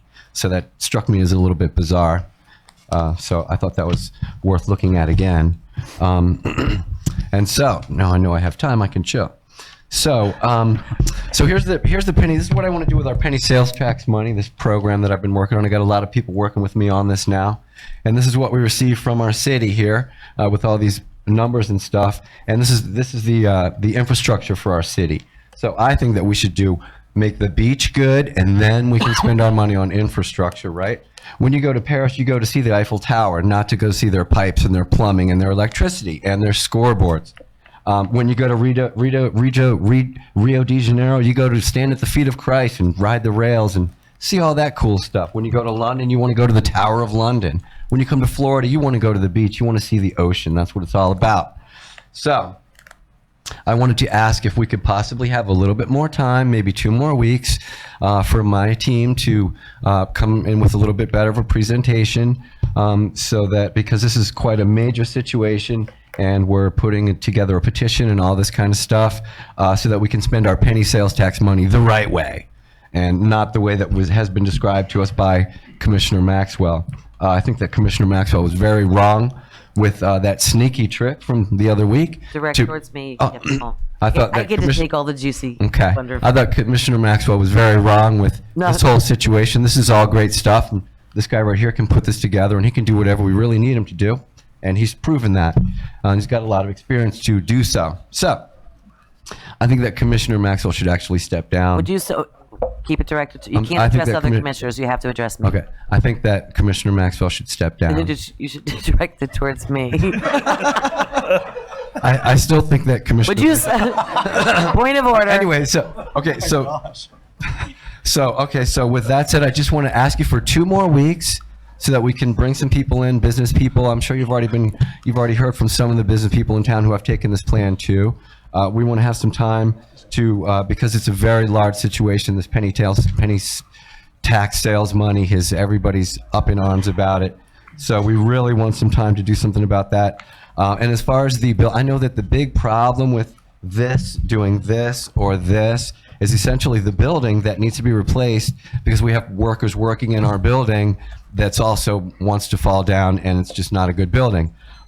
People aren't thinking about where to put those people in the meantime. And so I've got that all figured out. Thank you. Okay, so that we can do this first. Thank and you. then this. Bless everybody. Have a Thank great night. you. Cheryl Rashkin, followed by Ted Brownstein. He's rolling. Yeah. Would you do that, please?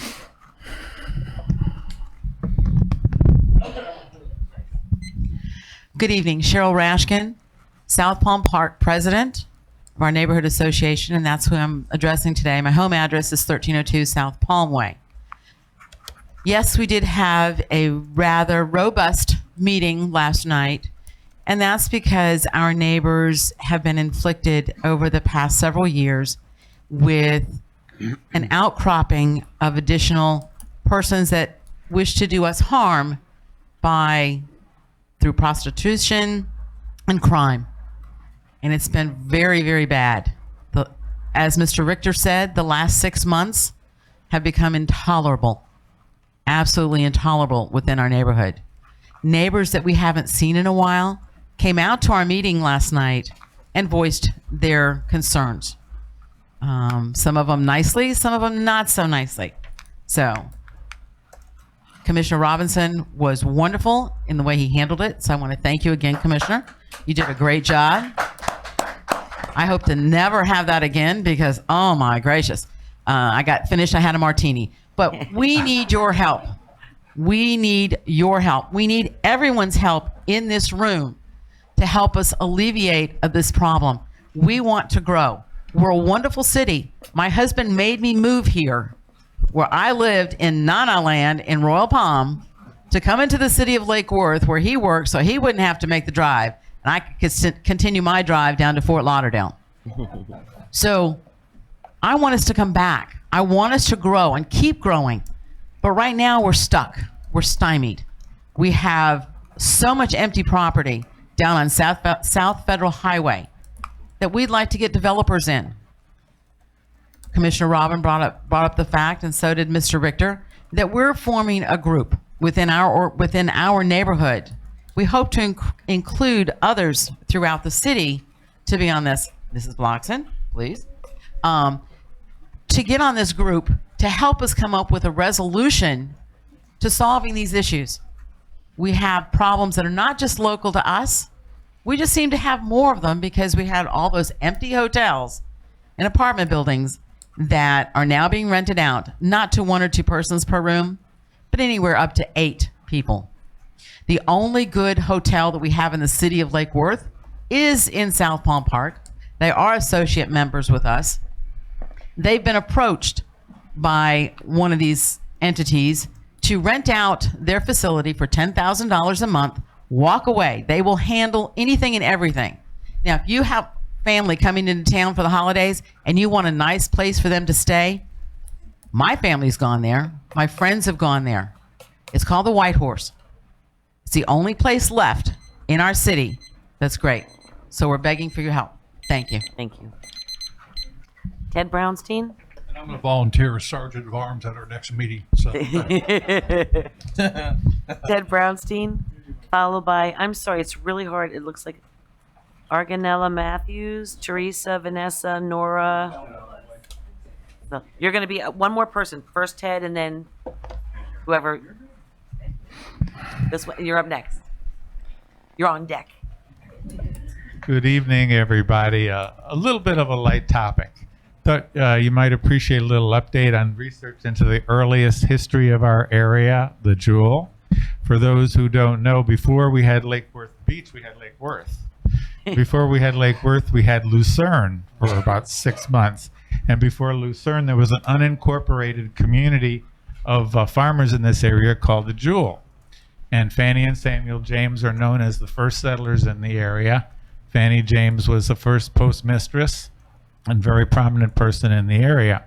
So for our centennial, about 5-6 years ago in 2013, we published a book called The Pioneers of Jewel that gave all the research we were able to come up with, exhausting all the sources of information we had at that time about the Jameses and the other settlers and what this community was like when it was a rural agricultural area before the city was platted. But there's breaking news because more and more information is becoming available online through newspapers being digitized, through Veterans of Affairs records being digitized, and we've been able to connect some of the dots on how Fanny James got from North Carolina to Ohio to Florida. Pardon? Fanny James? Fanny James was the first postmistress. Samuel and Fanny James were the first settlers in Lake Worth, and she opened the post office called the Jewel, which is down in the south end of Bryant Park. We identified the location. So anyway, the exciting news is that there's ongoing research. Scott McCabe, who was a reporter for the Palm Beach Post, has been continuing to do research, and he has identified some of Fanny's, not descendants, but some of the descendants of her nephews who are still alive and are very interested in the research, and will probably come down for some events at some time if we have a dedication or some event for a memorial to them. And so I'm not going to tell you all the stuff we've got. Stay tuned, but it's really exciting information. So thank you. Thank you. Amari, you look like you have a question. No, we don't go back and forth. Here. Okay. I We'll can't talk ask with him you. a question under our rules. I just have one question. We don't normally do that, but thank you. Up next, Arganella. I'm sorry. I'm gonna keep getting the name wrong. Who's Anjanella? Oh. I'm sorry. Thank you. Anjanella.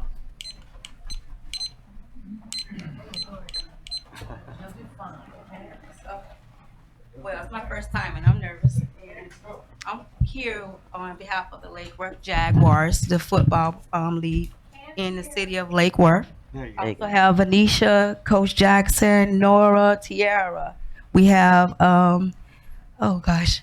Well, we're here to say that we would like to see if we can bring the returning leaders of sports providers back to the Lake Worth Jaguars up under a new name as of the Lake Worth Beach Youth Football Program.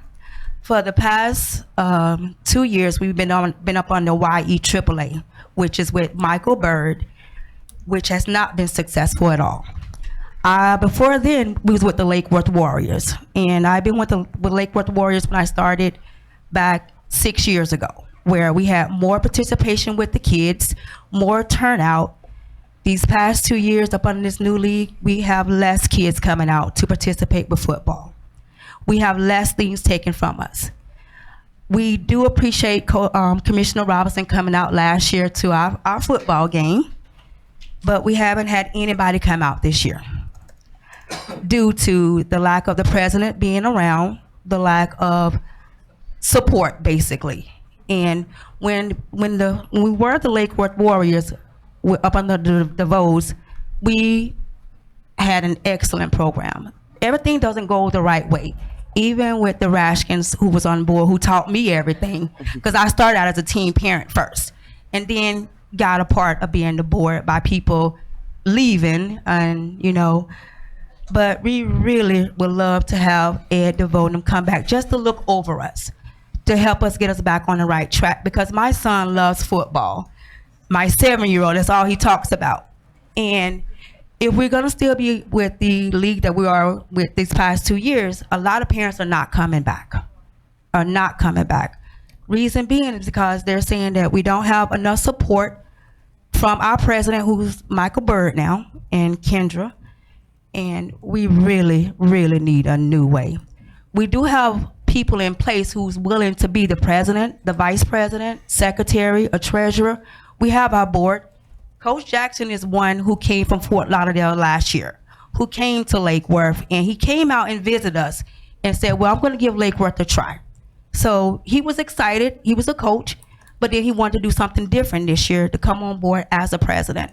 But that was taken from him while we was on vacation. You guys want to say something about? Well, let me introduce myself. My name is Venetia.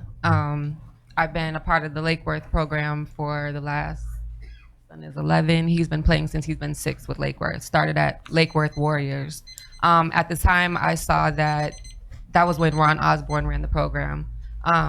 He asked for me to come on board. He needed support as far as, just volunteers. So that's how I kind of started. My son loves the program, so I was willing to do whatever for my son. It went from that to then being on the board as secretary, to then being on the board as vice president, and then as football commissioner. This is my only year that I didn't participate on the board because of lack of support and just internal issues as far as power play and from outsiders that aren't a part of the Lake Worth community. We now have Boynton Beach running our program pretty much, and it's turned our program inside out. It's no longer family orientated. We have less support now.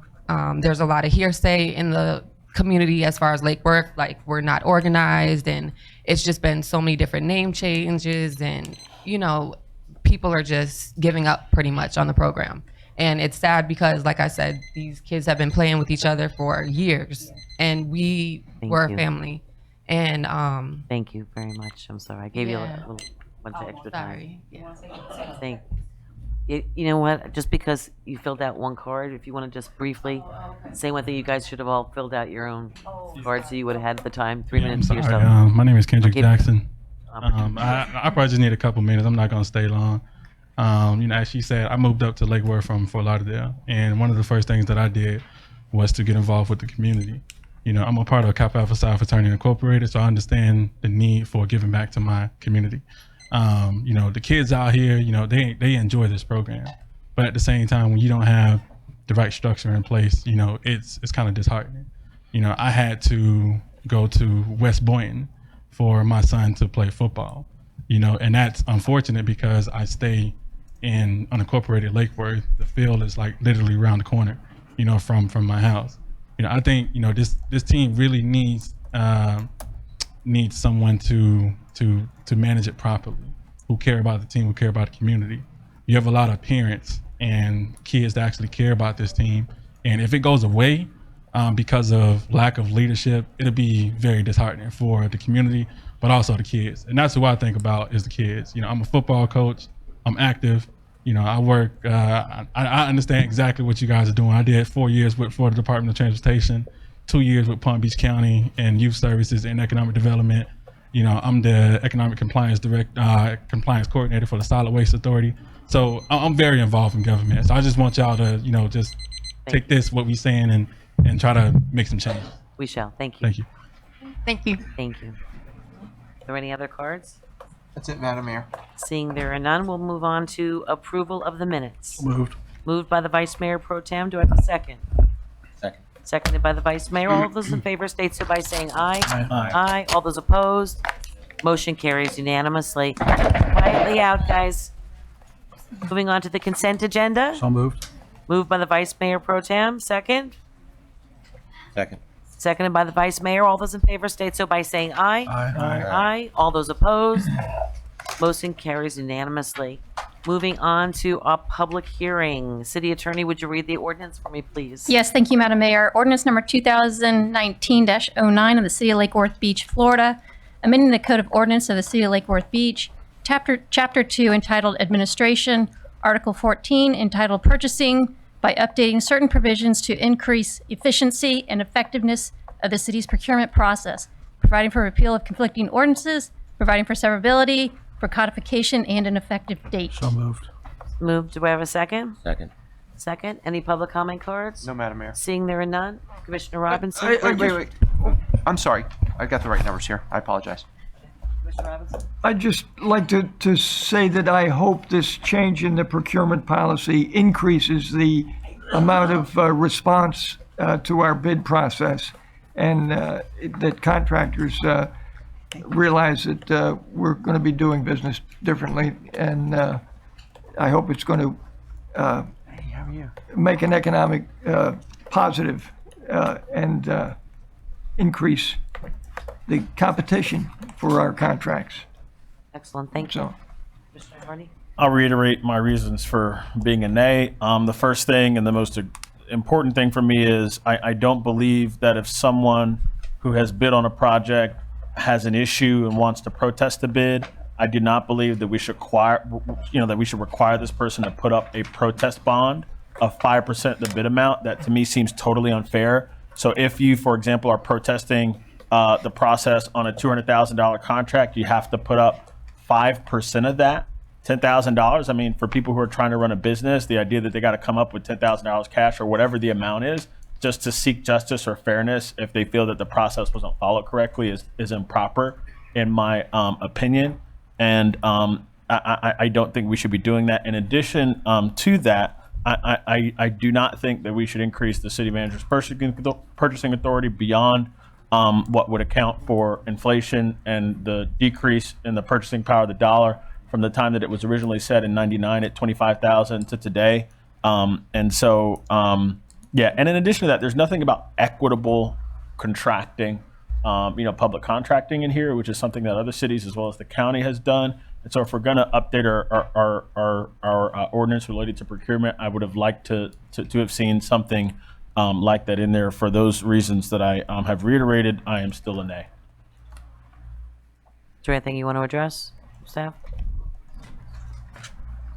No. I've got a motion on the floor in a second. All those in favor state so by saying aye. Aye. All those opposed? Excuse me, nay. Yeah. Motion carries 4-1. Thank you. All right, we're moving on to. You want to take a quick break first? In case this one goes long. Bathroom break. 5 minutes. Be right back. Please.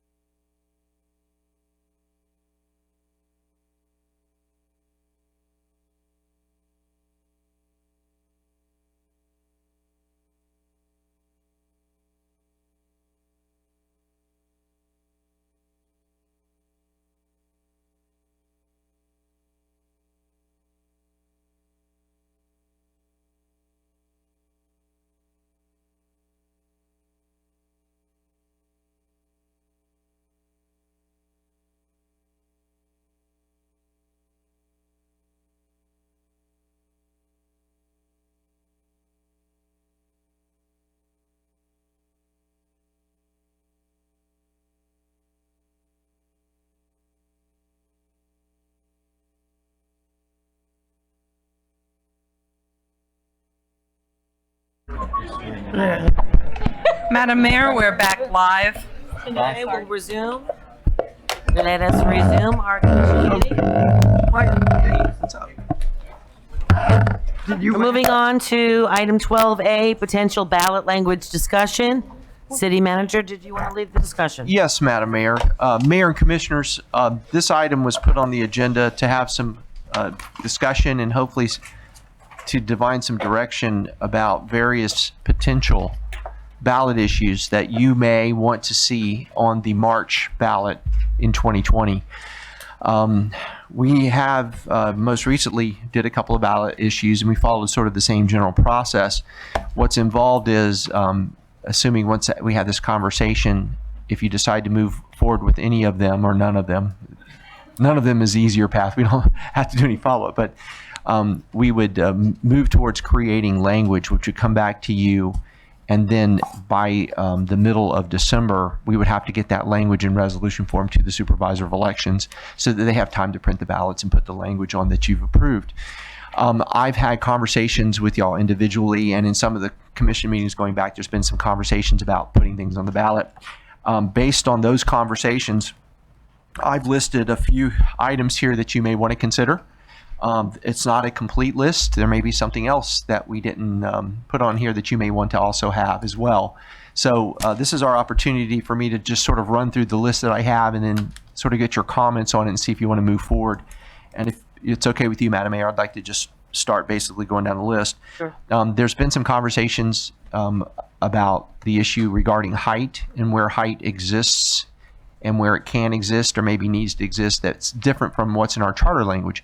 As you'll recall, right now, Dixie, east of Dixie, it's a maximum of 65 feet in the charter, and west of Dixie, it's 100 feet. There's been some comments and conversations in the past about development and height.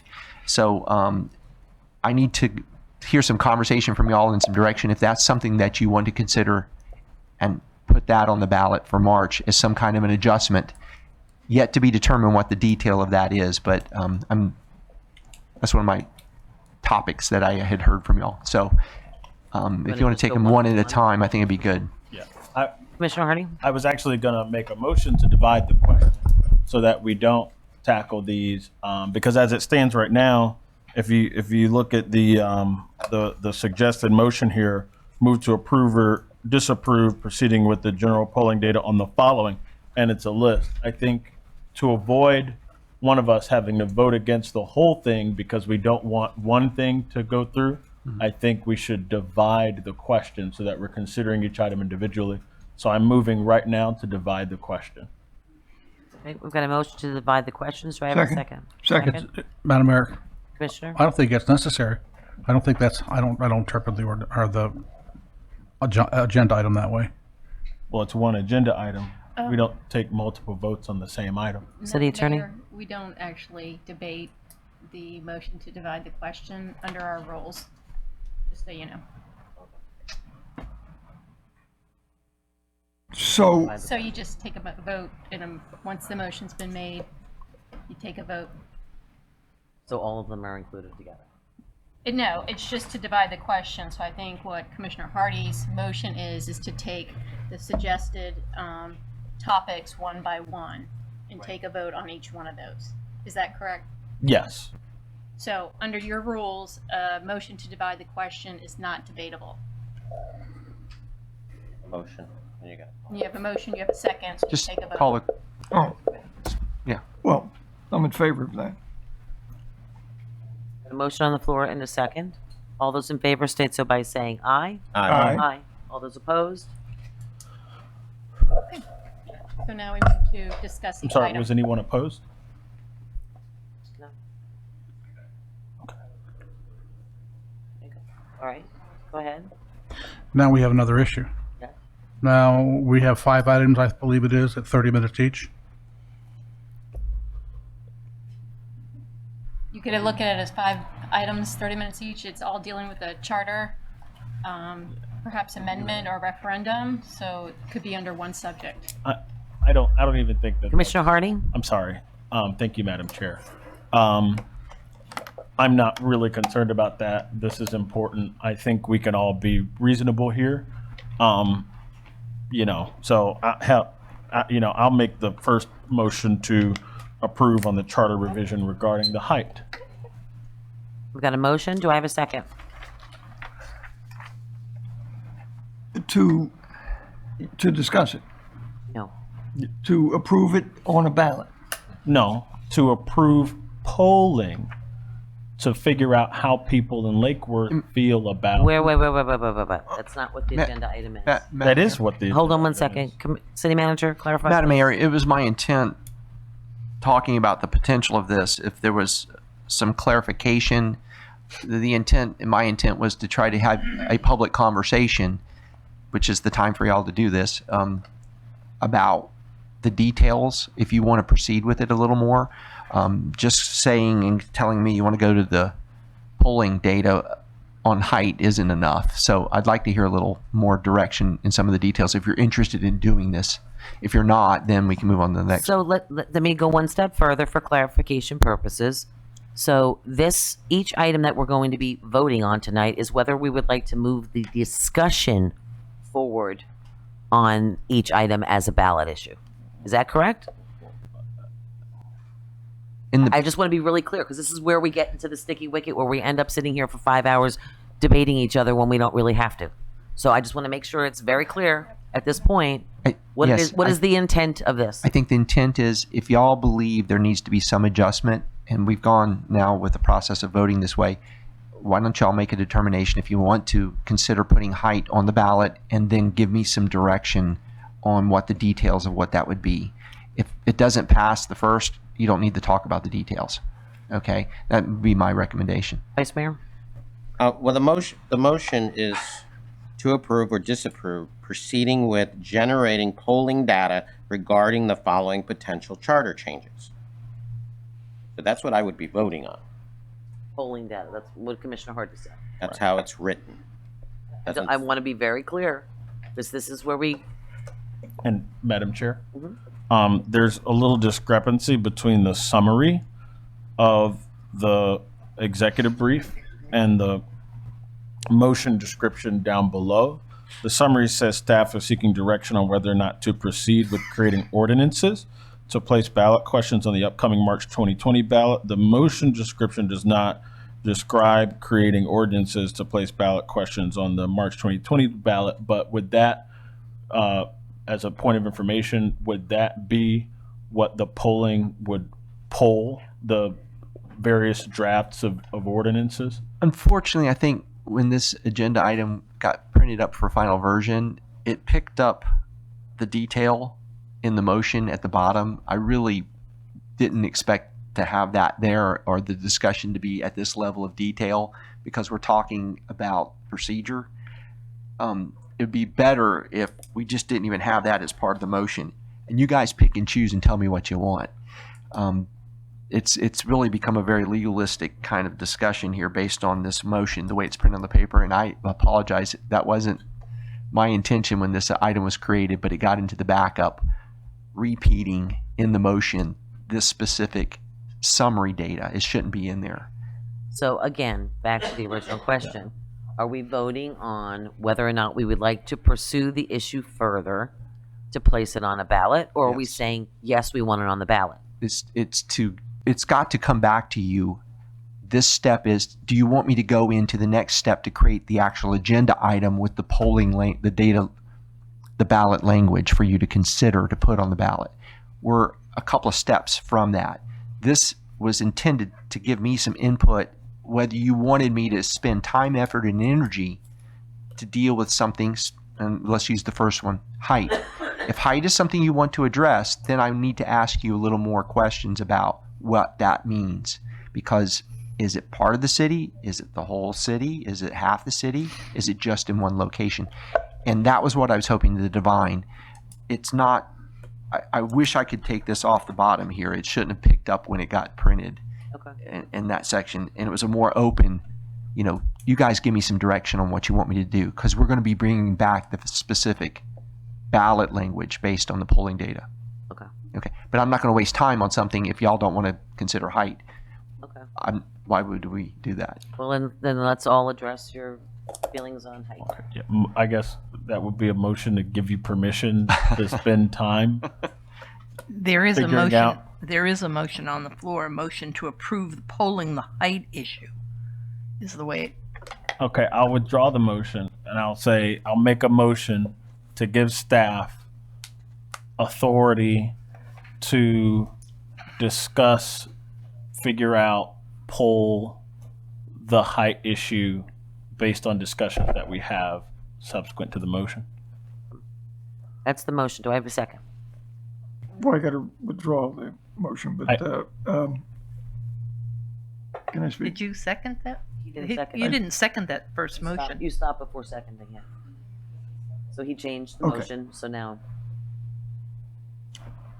Can I speak? yes. Without- But no, we I'm have not- to have a second Okay. before we can go to conversation. Well, then, I'll second that to move things along. Commissioner Robinson? I just, can we poll every decision that we have to make up here? We're starting to really behave like politicians. I thought we were elected, I thought we were, elected to make some decisions on our own. The city's been operating with the 65 feet in an area and 100 feet in another area. I don't see any change. I think it might generate divisiveness.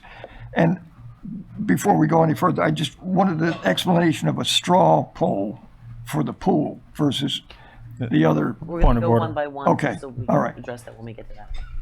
Well, and so my vote on putting the height on the ballot or going to the poll is no. Okay. Although you've seconded it. Seconded it. Sure. You seconded it. Yeah, just to- To start conversation. Okay, I gotcha. I'm just making sure. Okay, so we've got a motion on the floor and, sorry. I'm sorry, Commissioner, I didn't see your light. So to go now from the process about this to the substance of it, I don't know a planner in Palm Beach County, and I happen to talk with a lot of them who, hears our restrictions on height in the city, and who is looking at this objectively, not based on our politics, but is looking at this from the perspective of a planner. I don't know one who hears the 65-foot limit in the downtown and says that that's something that is a 2019 thing, right? And frankly, if our height limits were in place when the city was founded, the Gulfstream Hotel wouldn't even exist, right? And so I think possibly a more reasonable limitation on height might be something like, what they do in Washington D.C. No structure in the city shall be taller than the Washington Monument. Than the Washington Monument. Our Washington Monument is the Gulfstream Hotel, and I don't think it's 65. appropriate for something to be taller than the Gulfstream Hotel. Towers. But I do think right, exactly, and maybe that's a little tall, but I think we should update it to say maybe nothing in the city should be taller than the Gulfstream Hotel. I think that's something that we should pursue because it is getting harder and harder these days to build projects that make sense without having to give away land or tax abatements or those sorts of financial incentives to the project. It's getting harder for projects to pencil without height and density. And so I think that the city needs to evolve in some respects, and I think this is one of the things that we should be prepared for. And so, in the downtown, I don't see a problem with a building being as tall as the Gulfstream Hotel. I think that would be in keeping with our We're going to handle that. with what's already built here. So that's what I would like to go forward with, frankly. Vice Mayor Pro Tem? Oh, no, I just want to vote. Yeah, Commissioner Robinson? Well, and I was going to say that, because I want to vote, and we can handle this in the future with LDR amendments. You can't with the LDR. I'm sorry. Well, the planning department can. No, they can't. I'm sorry, Madam Mayor. Well, if we vote on what the planning department comes up with, if they propose any change, we could vote on that. Madam Mayor, this concept is to actually amend the charter provisions, which governs the LDRs. and the future land use map elements. So the maximum is 65 right now east of Dixie. Right. And Madam Mayor? Yes. The planning department, if William Waters today, or if Mark Stivers today said we should allow buildings taller than 65 feet, they would not be allowed to bring forward any ordinance, any amendment to the LDRs that would allow us even to consider that, because our enabling legislation, which is the charter, expressly forbids it. And that charter, you know, God bless the people who wrote it, but they're not here now and they're not dealing with our problems. And we have to update the city's ability to bring projects in to 2019. And if we're going to be a 7 square mile city, we need to get the most out of it. If we can't go out there, we need to get the most per acre of what we can get. And I don't think it's unreasonable to allow a 7-story building in the downtown. That's what's currently not allowed in the downtown, a 7-story building or an 8-story building. That's completely disallowed. And yet I don't think that's an unreasonable thing to allow in a downtown. So, you know, again, I think we should consider that. And I appreciate your comments, and I also know that you're a newer resident to the city of Lake Worth Beach. Coming from, you know, past history, when I got here, it was, they basically didn't want any height whatsoever anywhere. And I think it was 35 feet was what they were requesting east of Federal Highway and whatever. And getting us to 65 feet and 100 feet on, you know, with both was a compromise. You know, and there's always that question whenever you hear people talking about the city of Lake Worth Beach is, how do you grow? How do you take a city and all of our struggling financial needs that we have when we have only 7 square miles? But how do you, and this is a question I'm sure we all face a lot of times, is how do we grow but not jeopardize our small town charm, the very reasons that people move here to begin with, the charm of our downtown, and still allow for investment and economic development that's going to actually increase our tax base and do it. And that was a place that we got to at that point probably about 8 years ago. I think they went 8 years not doing a comprehensive plan or an LDR changeover, and that was the number, that was the comfort number that everybody could sort of deal with, except for a few that sued over it. So I think, I know, I would have to, having been through that process, knowing how difficult it was and trying to build consensus that still could do it, I wouldn't want to revisit that at this time in any way, shape, or form. So we've got a motion on the floor and a second. All those in favor state so by, oh, I'm sorry, excuse me. We've got, They might not be for this particular. because we separated it out, if you have different issues, I'm going to say your name, and if it's not about this specific item, you can say, this is for Height. or this is for whatever. If you don't want to get up and talk necessarily on this one, just let me know. David, is it 3 minutes times 5. Gun? 36 acres. Okay. What about Sam? This one? Lynn Anderson? Did you want to talk on this one too? Do they give up their right to speak on other of the 5 issues by speaking yeah. on this one? No. Okay. Did you want me to? Yes, please. Okay. Wait, Sam Goodstein, 1717 12th Avenue South. There's so many issues to speak about. 2 minutes, I can fill that up. That's no problem. Okay, first of all, it's not very good having an agenda which doesn't actually articulate what you're going to talk about and not having backup available. Get the website in order. Get the sends out in order. Get us some backup. I saw this. I said, "Oh, that's something I probably want to speak on." I still don't know what there is to speak about. I will tell you, March is a bad time to put things on the agenda because you're not going to get Democratic feedback. You're going to get people who are voting in the Democratic preference primary. You're not going to get people who are interested in anything else, and that's not going to be a good way to do this in a process that you feel like you're getting the voice of the citizens heard. Put it on the fall. Put it in November. You're going to get lots of people voting then. Now, you will get less attention, but a lot of the problems that you deal with, as you know, are process problems. Does anybody else in the city, except for a few people from Vernon Heights, know what's going on? That this was about polling? I didn't know whether you guys were doing ballot language tonight. You got to improve your process. Whatever the decisions that are being made by the commission, the process of getting things done has to be improved. And part of that is, and we had pretty good for a long while, I was getting both the agendas and the backups. That's kind of important. A basic level of bringing citizens in.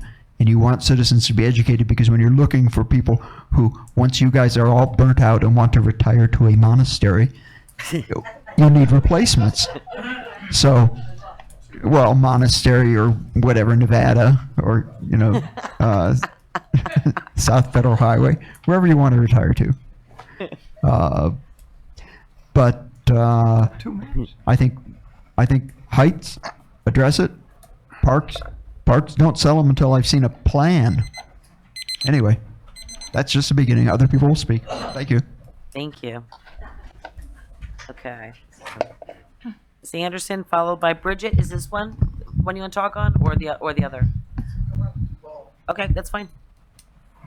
Lynn Anderson, 2204 Lake Osborne Drive.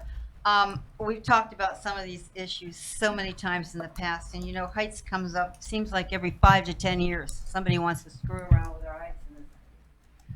6 years ago, we did a referendum, a citizens referendum. We went out and worked our butts off getting signatures, got it on the ballot, and it passed, and we won by 56%, 45 feet downtown, okay? But you all, the three of you,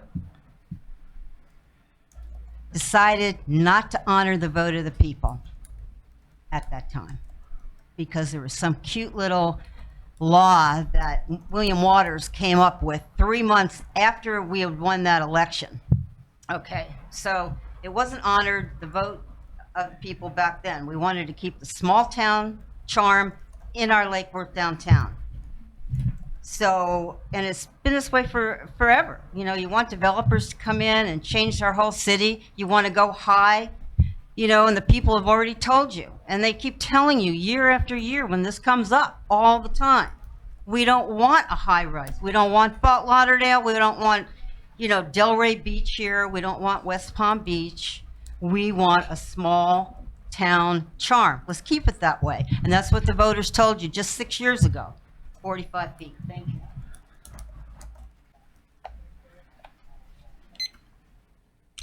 Ms. Sarah? Bridget Earl from 2215 Vernon Street. That's what I was going to say about the height. We've gone this round, and we're going to do it again. And we haven't changed that many people on the commission. So why would we start all over again? Because most of y'all, I think, got elected based on the height restriction. And I think we've done well with our height restriction. We have some taller buildings. We have the condo building in the center. We have the building down on Federal that's sort of high. We've got the new condo that's $500,000, $1,000. You're getting $1,000 or $11,000 tax base off those condos. So that's pretty good. So, and that didn't have to go any higher, but they're selling them at $500,000. The thing about do you want me to talk about the other land thing? Okay, all right. Lillian Cortez, did you have the land? Okay. Ryan Ublender? Land. Carla Bloxon? Sounds like an Upton Sinclair novel. Tammy Panza? Right now we're going item by item, so building heights. Okay. I'll try to keep it to 30 seconds or less. I have a really big problem with the things that are going on lately with the city. Let's say you change a job description, and then all of a sudden something that's governed in the charter, because you change the job description, all of a sudden isn't governed by the charter anymore, and you change the job description, and things that were required in the charter are not required. Don't shake your head at me, you're not supposed to respond.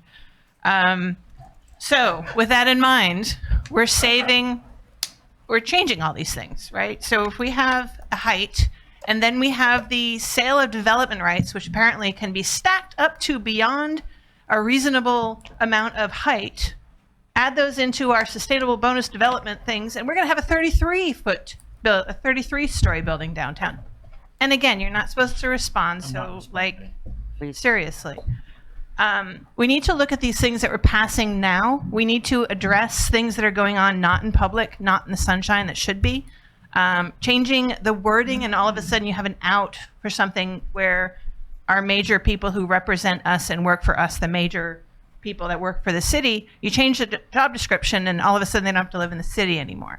And then you have people sell the development rights, or you sell the city's development rights, and then you can stack all those things and build a huge monstrosity downtown. All of a sudden that gives you, I think it was 52% more capacity density than you would legally be allowed to have.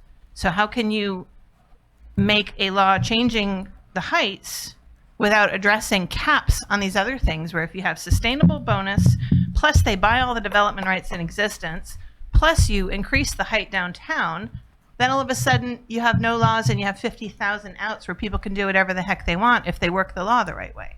So you guys need to address some of the changes that you made where there are holes in the legal language. So I don't think we're ready for another talk on heights yet. Todd Townsend, did you want to talk on heights? Okay. Tammy, did you want to talk on others too? Yes. Okay. I wanted to talk. Hi, everybody, again. It's good to see everybody again. You can smile and wave at me if you want. I just want to talk about the one exception that we need to consider with our heights, and that's the big space, the open space right behind the Gulf Stream. There's going to be a hotel there eventually, and I'm working on that actually. But I think that that would be the exception, to let that space be able to rise that hotel up a little bit higher, because that's our joining point between the beach and the downtown area. So we're trying to join the beach and the downtown, and a beautiful hotel there that has a little bit of decorative that reaches up a little bit higher than the Gulf Stream, I think would go really far to accomplish that. That's all I wanted to say. Thank you. Did you want to talk on any of the others? Were you good?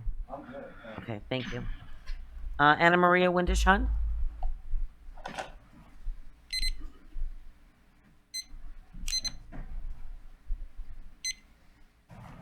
Anna Maria Windish-Hunt, 404 South C Street. I live in Royal Point, Siena. When I moved there, there was not a neighborhood. I put it together. It's called Royal Point, Siena. I was looking at what was a positive recognition for a neighborhood that didn't exist. So anyway, I'm for heights. And I think we can coexist between the east and the west, because some of the things that are going on, we're just not getting anything in our neighborhood. I want to see a boutique hotel. We have the Eco Center there. I think we can support something. Also, we're by the rail station, so maybe we should start thinking about being more progressive, because I just recently visited down in Miami, an area that was lighted and was worse than Federal. And there are Baccarat, Dior, Balenciaga. I couldn't believe what they've done. And we're talking 8-10 years. And I'm thinking, why are we not moving ahead in this town? Okay, these people on the east side own their homes. They like it small. Leave them alone. But we have a whole community that really should be upended and really developed. We have land there in the middle that I think I've mentioned to our esteemed city manager what he should do, and he said, oh, we're thinking about that, but elsewhere.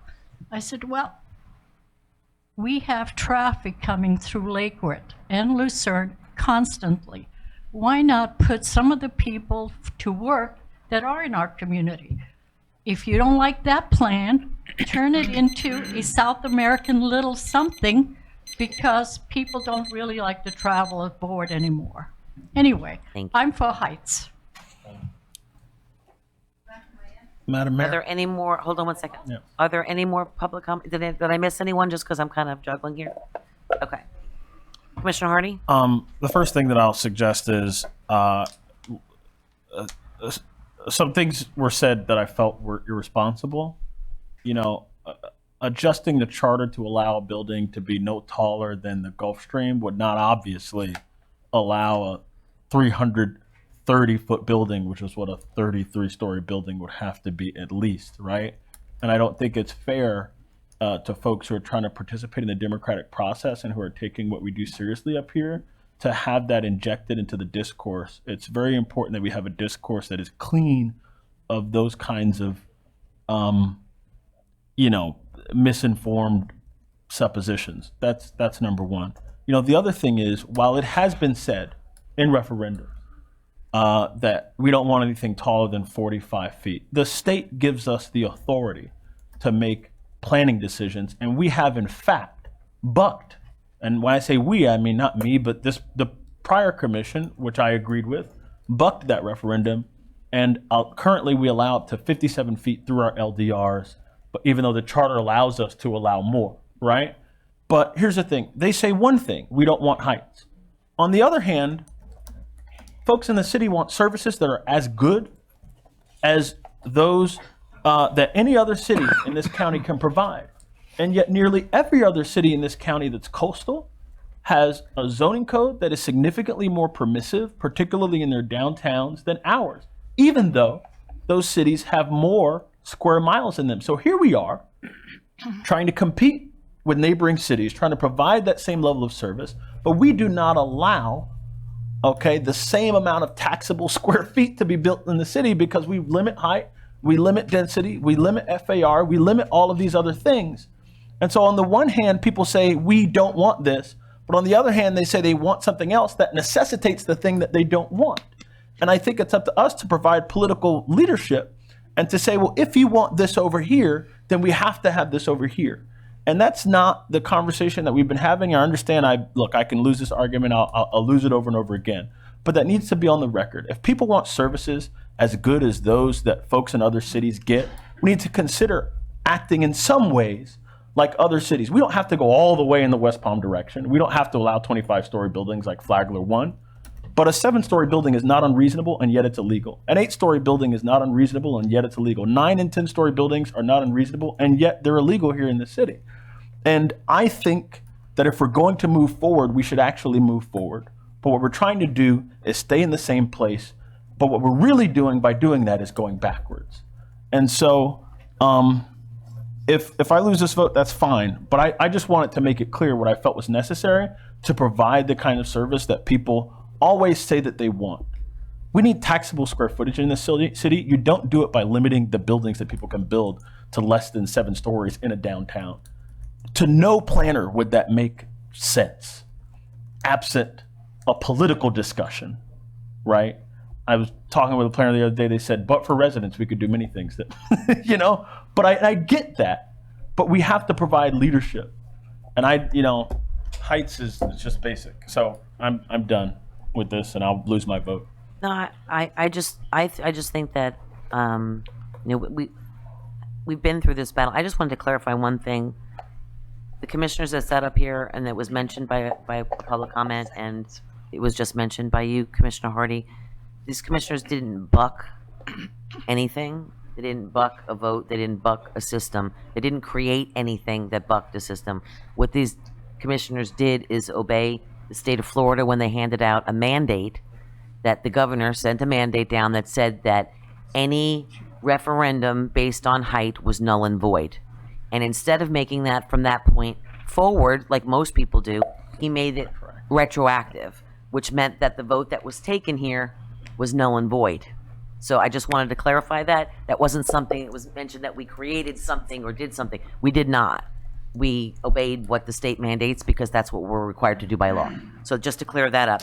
The other is that despite that fact that clarification of that fact, I do respect the people that I've listened to over the course of this time. I come from a city called Huntington in New York, in Long Island.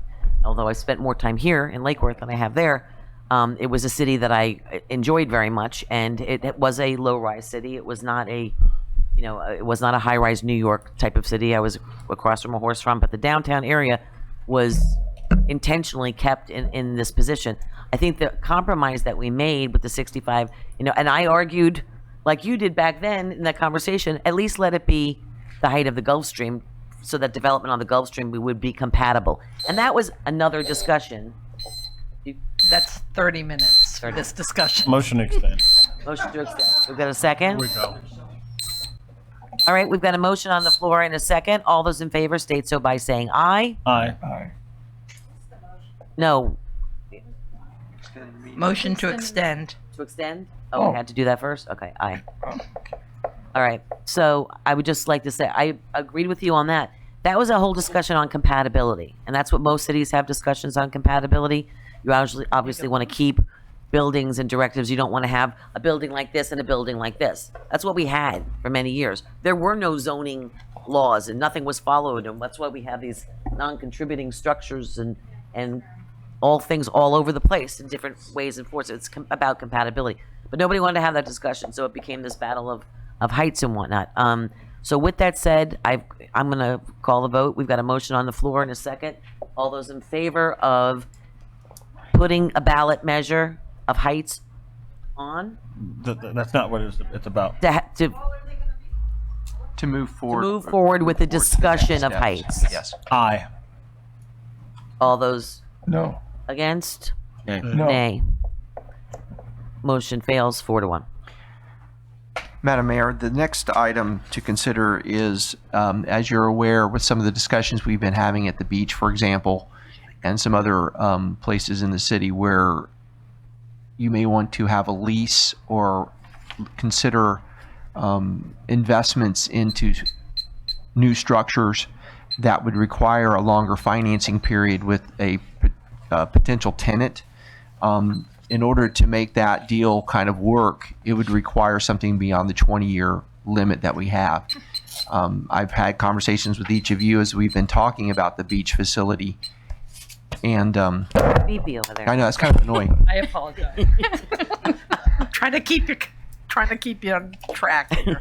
Thank you. The question would be, listening to y'all, is do y'all want to either at an individual place like a Benny's or the entire beach facility, as we talk about the pool and the upstairs, consider doing a 30-year lease option and amend the charter to do so? Madam Mayor? Commissioner Hardy? Motion to approve going forward with the exploration of the idea of extending the lease term at Benny's on the beach beyond the 20 years limited by the charter. Do I have a second? Can I ask if that I need a includes? second first. Well, okay, but I need a second first. what's in writing here is Benny's I need a Beach second. Park and city at large. I said Benny's at the beach. Are we separating this Yeah, you can't line separate item it out? Well, no, but that's the motion I made. So the motion that I made said Benny's at the beach.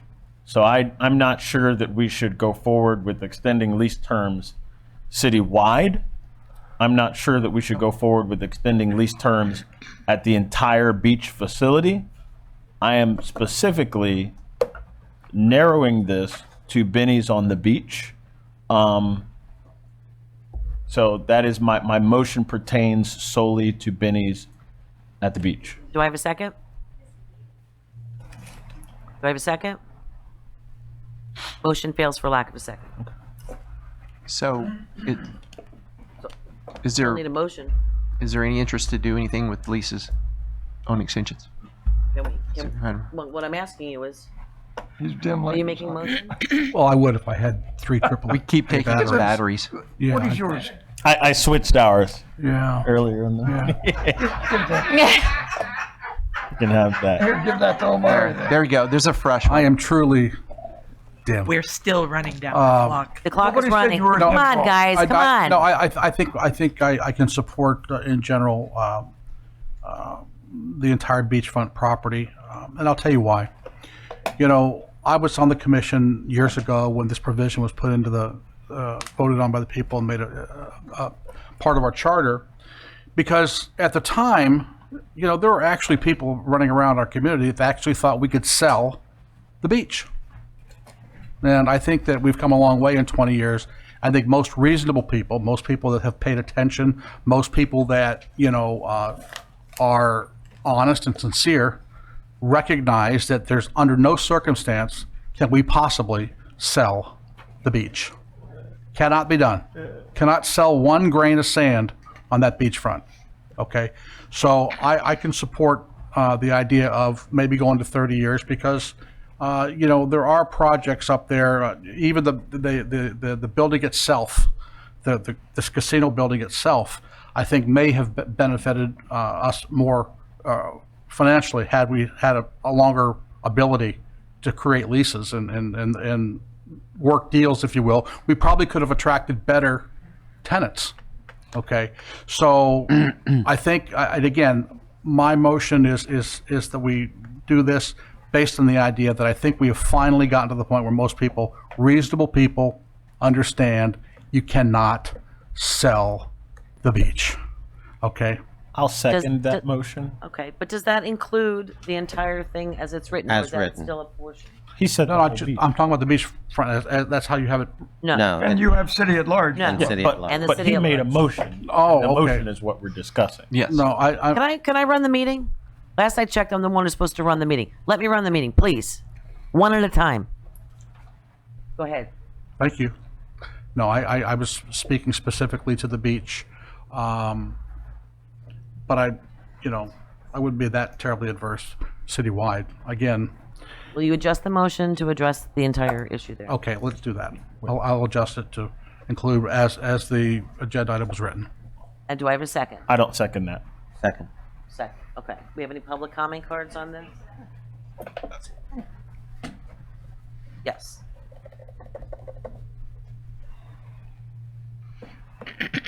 Not sure what I want to say about it, actually. Lynn Anderson, 2204 Lake Osborne Drive. When we had our charter amendment years ago, had nothing to do with the beach. What it had to do with was the Old Bridge Park property over there that they did want to sell, and they wanted to build a high condominium on it. We went out there and again worked our butts off, and it was for 20 years minus a day. That was the extent of every lease in the city, okay? Had nothing to do with the beach. I disagree. And nothing to do with the beach. Much as I love you, Scott. I love you. Thank you. So I just want to mention that, and I think it should stay that way. I want to see it 20 years minus a day, like the people told you before. We don't need to change it. We don't need people to have these long leases. What's the point? I don't get it. There was some discussion I heard that they wanted to give Benny's, a 99-year lease? I mean, that's been floating around. This is an asset of ours. This is a very valuable asset over there. So let's not tie it up for years and years and years. 20 years minus a day is perfect. Thank you. This was another one. Again, these are kind of legacy issues that we've had for a long period of time that we're dealing with. One of the things, and it was brought up earlier in the last motion when Commissioner Hardy was talking about building height. How do we bring in the kind of money and tax revenue that we want to generate? How can we be a low-rise city and get the money that we need to do it without being a high-rise city? It comes down to a conversation that I've been trying to have for a couple of years now, and to have a real conversation, not a sensationalized conversation, not a blown out of proportion conversation, but it's, when I go to conferences and I talk to these other cities, many of which who don't have, they have less than 7 square miles or they have whatever, and how they get projects done is through public-private partnerships. And it was brought up and debated so many times about, we're looking at it just the way that Mulligan's has a lease with somebody. How do you get someone to buy in? How do you get someone to do the construction work? We talked about the pool, which I've been advocating for. Can we get a private entity to come in and create that amenity around the pool so that they would be spending their money to do it, and we wouldn't have to do it, so that we can actually afford to do a pool and other things throughout the city as well as that's needed right now.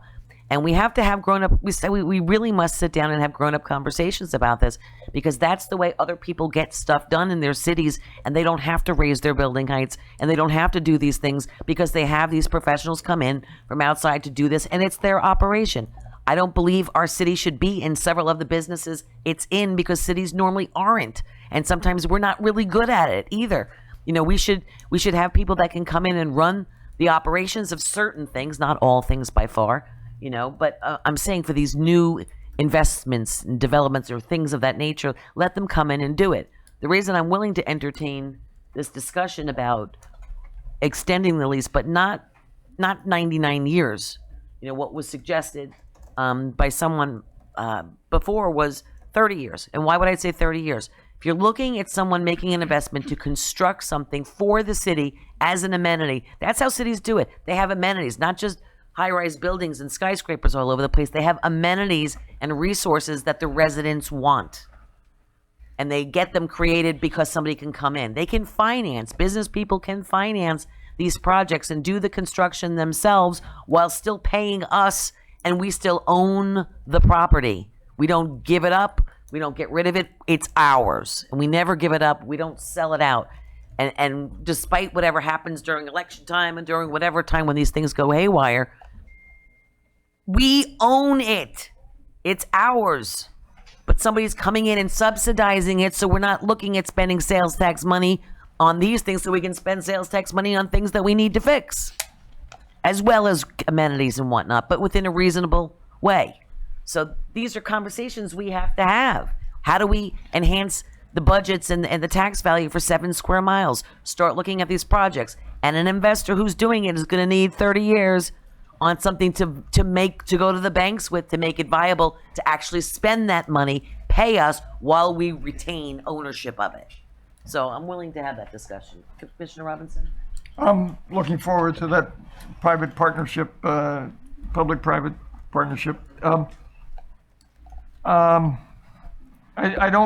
not comfortable with including Benny's as a name, because we already have a lease with them. Does that mean that we're limiting ourselves to Benny's? So we're going to have to be very careful.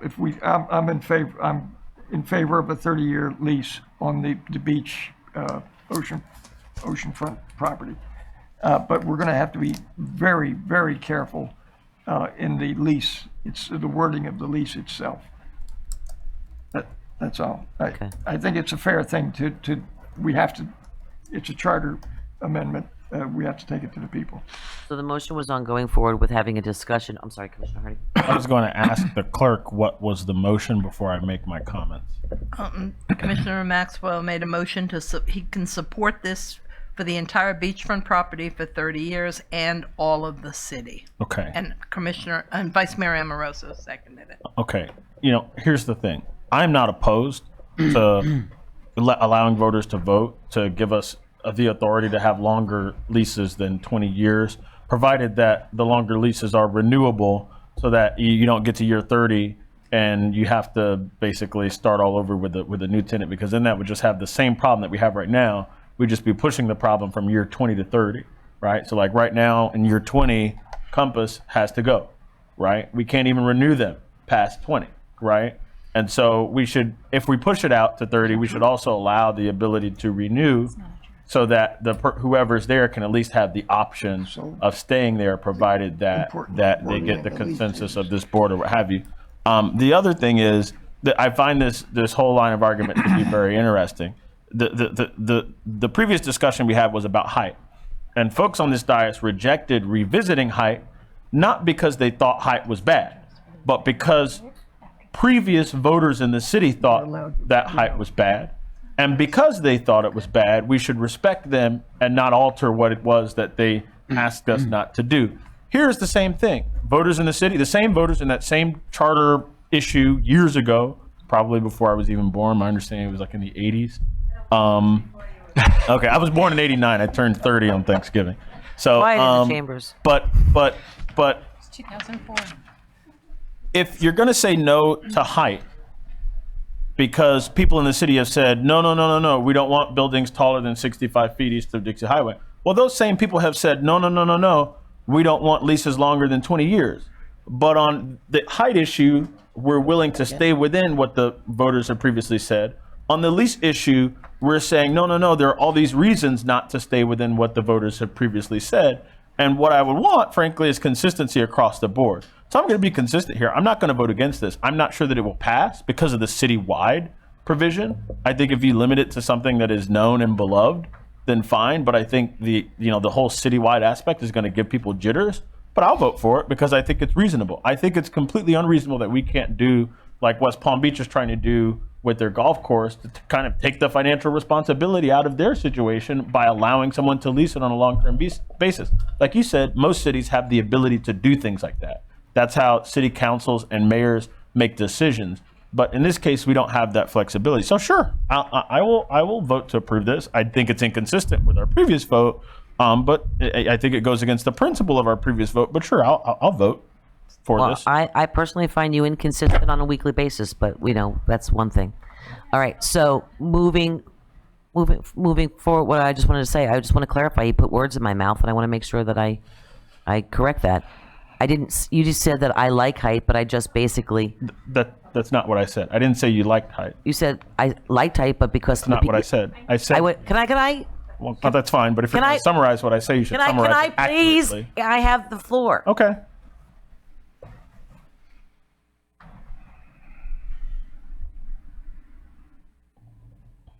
Wait, in through the nose, out through the mouth. Okay. All right, so I don't think skyscrapers or high rises belong in our downtown. I like them in other places. I don't like them in our town. And first of all, I never saw a 65-foot skyscraper in my life. I'm from New York. So, okay. So I'm just saying, this is not, you're taking it personally and you really shouldn't, because I just want to correct what comes out of my mouth is what I was saying. And you were saying that we were inconsistent. I think that we've been very consistent for 8 years. Okay. Commissioner Robinson? The 20-year lease for Compass isn't addressed in the lease to extend it. That's important. And that's what I was saying about the importance of the lease wording. And design should be part of the lease agreement. It's very important, which we will have a chance, if the people so desire to have a 30-year lease, then we will vote on those leases. And they become very, very important. That's all. Were there any people, I know some people want to speak on multiples, so Ms. Panza? Okay. I'm sorry, I only had one card for it, so I wasn't sure. Sorry about that. Yeah, you went for all of them, okay. Sorry. I have an ongoing desire to make sure that the city website becomes more robust as it used to be. One thing I wanted to talk to you guys regarding this particular item is, it says in the background, several issues have been discussed by the commission in public meetings and/or with the city manager during one-on-one meetings. If this is going to be in our commission agenda, we should have some sort of synopsis of what goes on in the one-on-one meetings, because a lot of that seems to be going directly to making an ordinance and bypassing discussion, like it goes on the consent agenda, rather than like, oh, if I've talked with everybody in the one-on-one meetings and everybody agrees, then it goes directly to the consent agenda. It barely gets put out into backup, or, I mean, I fight hard to get the backup, so I got the backup. I read it just before I came in here. These things are happening and going by our city without the opportunity for the citizens to participate. So lease terms, city at large leases, I happen to know that there are other things going on within the city. There's agendas going on with possibly some land up at the ballparks, possibly some land down by the bridge, possibly some stuff going on up at the beach. It's all being, everything's in flux. I want the residents to be able to read up about it before you put an item on the agenda to go on the ballot. And I'd like to actually see more backup here. There's not enough data. So if you're opening up a conversation, please provide us some backup so that we can update ourselves. If it's discussed in the one-on-one meetings, maybe we can put a synopsis out of the one-on-one meeting results. A lot of it seems to be going on not in front of us. So thank you. Yeah, this isn't, we're going to be bringing this back. Anything that gets approved today, it comes back as, actually as an agenda item. This is just getting us to the point of bringing it back to see if there's interest from us, because we all have our own opinions. Okay, so we've got a, well, who else? Ms. Earl?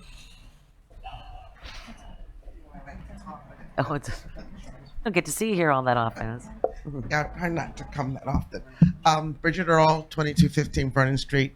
I think the extended lease, if we're going from 20 to 30, if there's some more language in there as far as maintaining, doing those kind of things that they have to do that will take it off the city.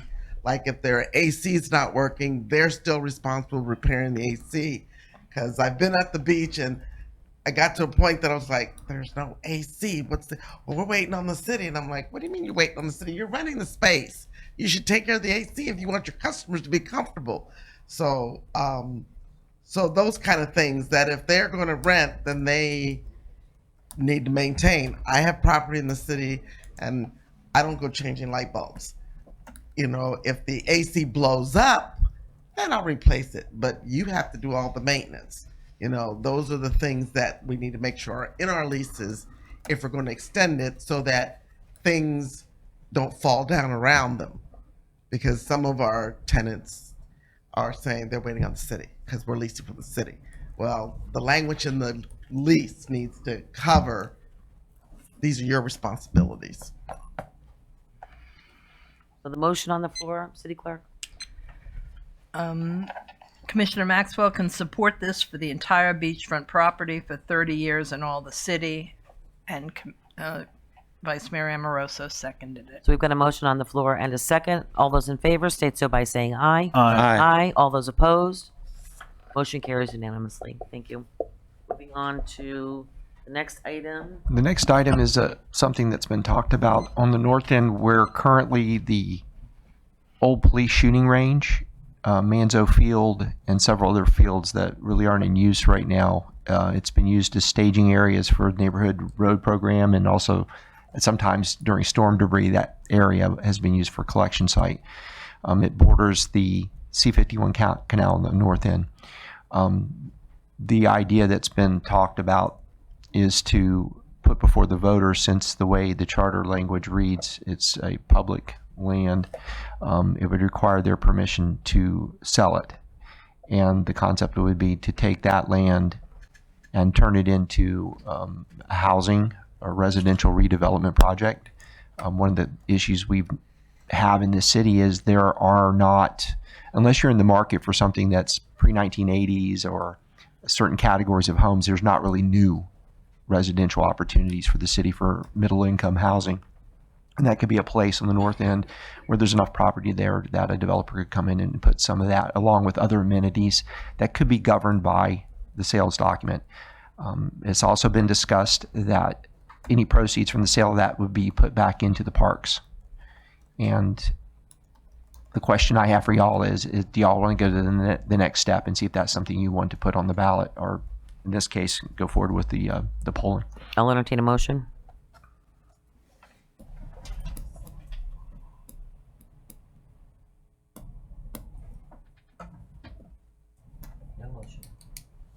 I'm just going to state what I've said in the past. Motion to disapprove. Motion to disapprove. Do I have a motion? Do I have a second? That works. Okay. Any public comment cards? Lots of them? So it's not going forward. It's not going But forward. Okay. Before we haven't taken a vote yet.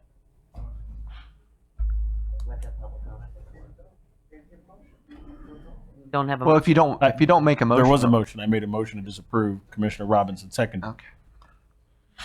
Wasn't that what we were doing? So the reason why I made the motion to disapprove is because I represent these folks, and 2 years ago I gave them my word that I would not allow this to go forward on the basis that I represent them. And in accordance with that promise that I made with my constituents, the constituents of my district, I am making the motion to disapprove. And that's really it. Okay, we've got a motion to disapprove, which is going to go straight to a vote. We've got a motion to disapprove in a second. All those in favor state so by saying aye. Aye. All those opposed. Motion carries unanimously. The next question. And if I can just make one quick statement. Master plan for parks. Enough said. We need $150,000 to do that. There you go. All right. The straw ballot for the pool. It's been said by a few of y'all that you want to put this issue out to the voters. I need clarification and some direction on that. Motion to disapprove. Do I have a second? Second. Second. Any public comment cards? Seeing there are none. Sure. We have a motion to disapprove. Oh, I don't have to go to, excuse me, I don't have to go to public comment. Motion to disapprove and a second. All those in favor state so by saying aye. Aye. Aye. All those opposed? Nay. Motion carries 3-2. Disapprove. And the last one is honestly not controversial, but when the Steinhardt property, which we now call Jewel Cove, Steinhardt, which is in the southeast corner of the bridge and the beach, the county is actively engaged in the process, and leased from the city. We've entered into an agreement for them to maintain that environmental aspect of that land. Will invest money in doing that, and they also most recently did work along the seawall from where Old Bridge Park terminates at the water under the bridge around A1A. They cleaned up all of the A1A fronting property as part of this whole effort for them to take care of it. Their request, as the county wants to do, is to take this land and have it in a 99-year lease, because they want to make sure that it stays environmental and they want to be responsible for maintaining it. Motion to approve. Seconded. Any public comment cards? Sure.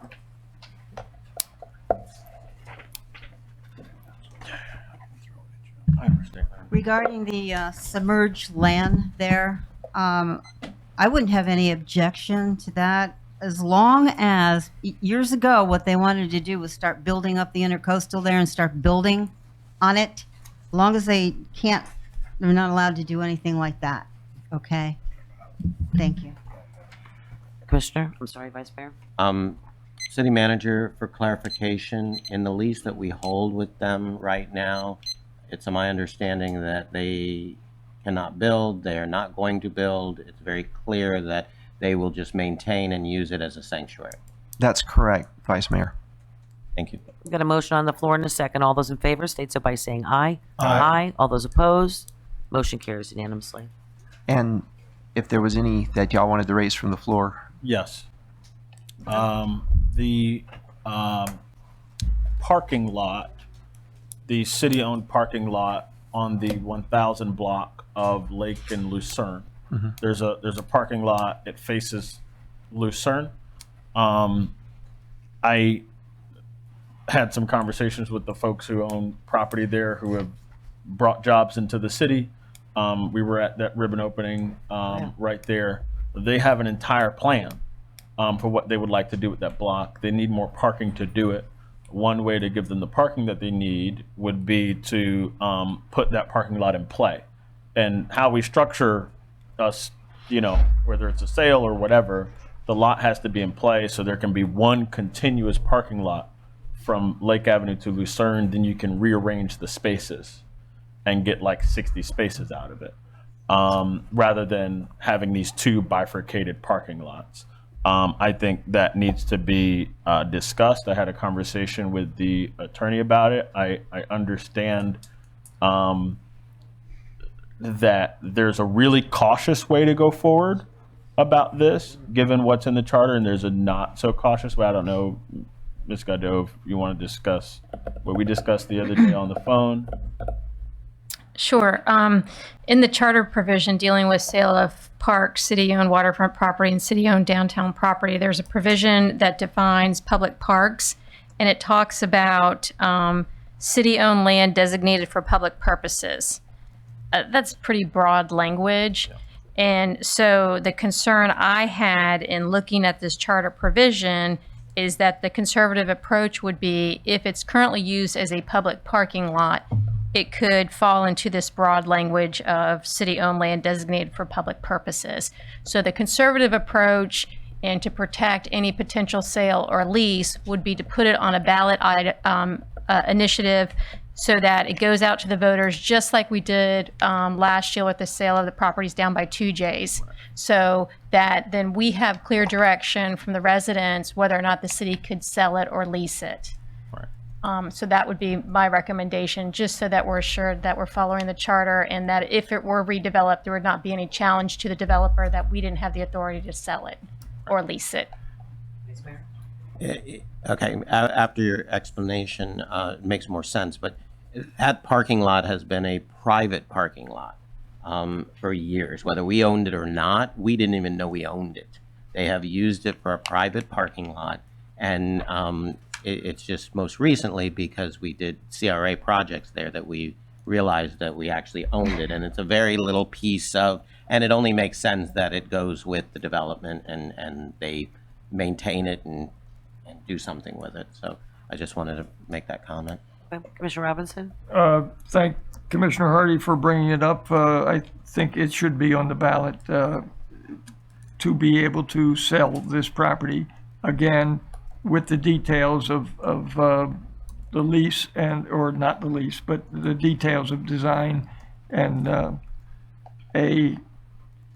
some sort of a revert, or if, well, no, it would be all, it would always, we're moving forward with development over there. Yeah. And this would generate its speed.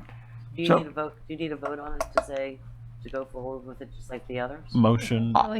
Yes. Okay. Yeah. So motion to give the city manager and staff the authority to explore and pull selling the public parking lot between H and G on Lucerne.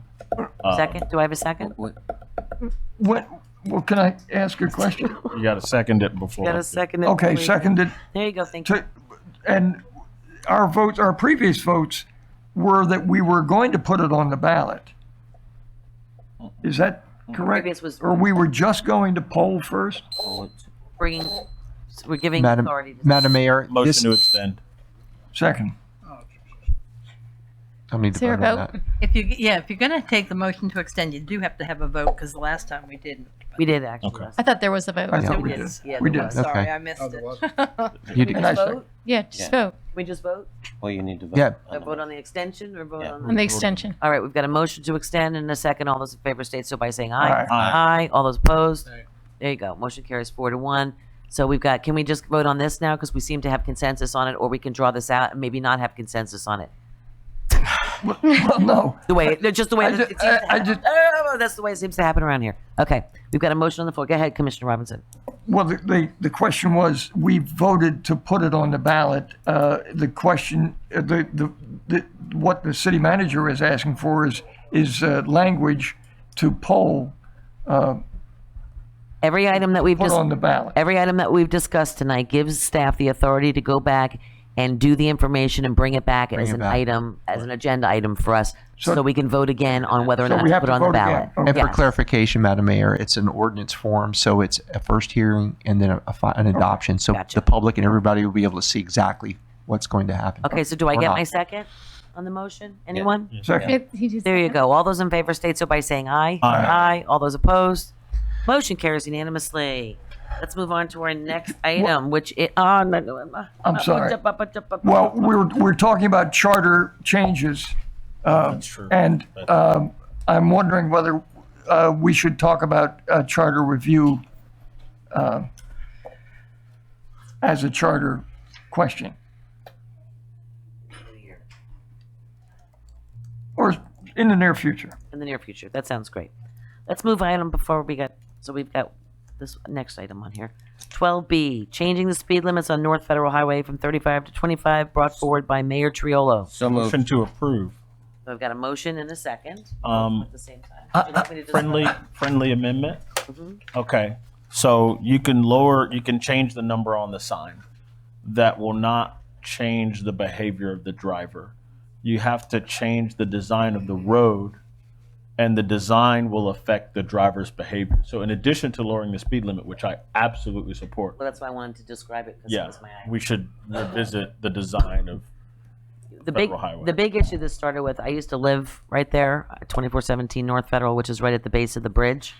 And I would complain often that, I don't live there anymore, so now you can't say, oh, the mayor lives there, so she's trying to do this because she lives there. Which I'm sure someone will say anyway. So now I can bring it before you. But it was always contentious for me because the West Palm side is 25 and the Lake Worth side is 35. And what happens is the cars come flying over there like a bat out of you-know-where, and they come through there. Well, it was brought to my attention by, I think, PBSO a while back when I started investigating this. Two things happened.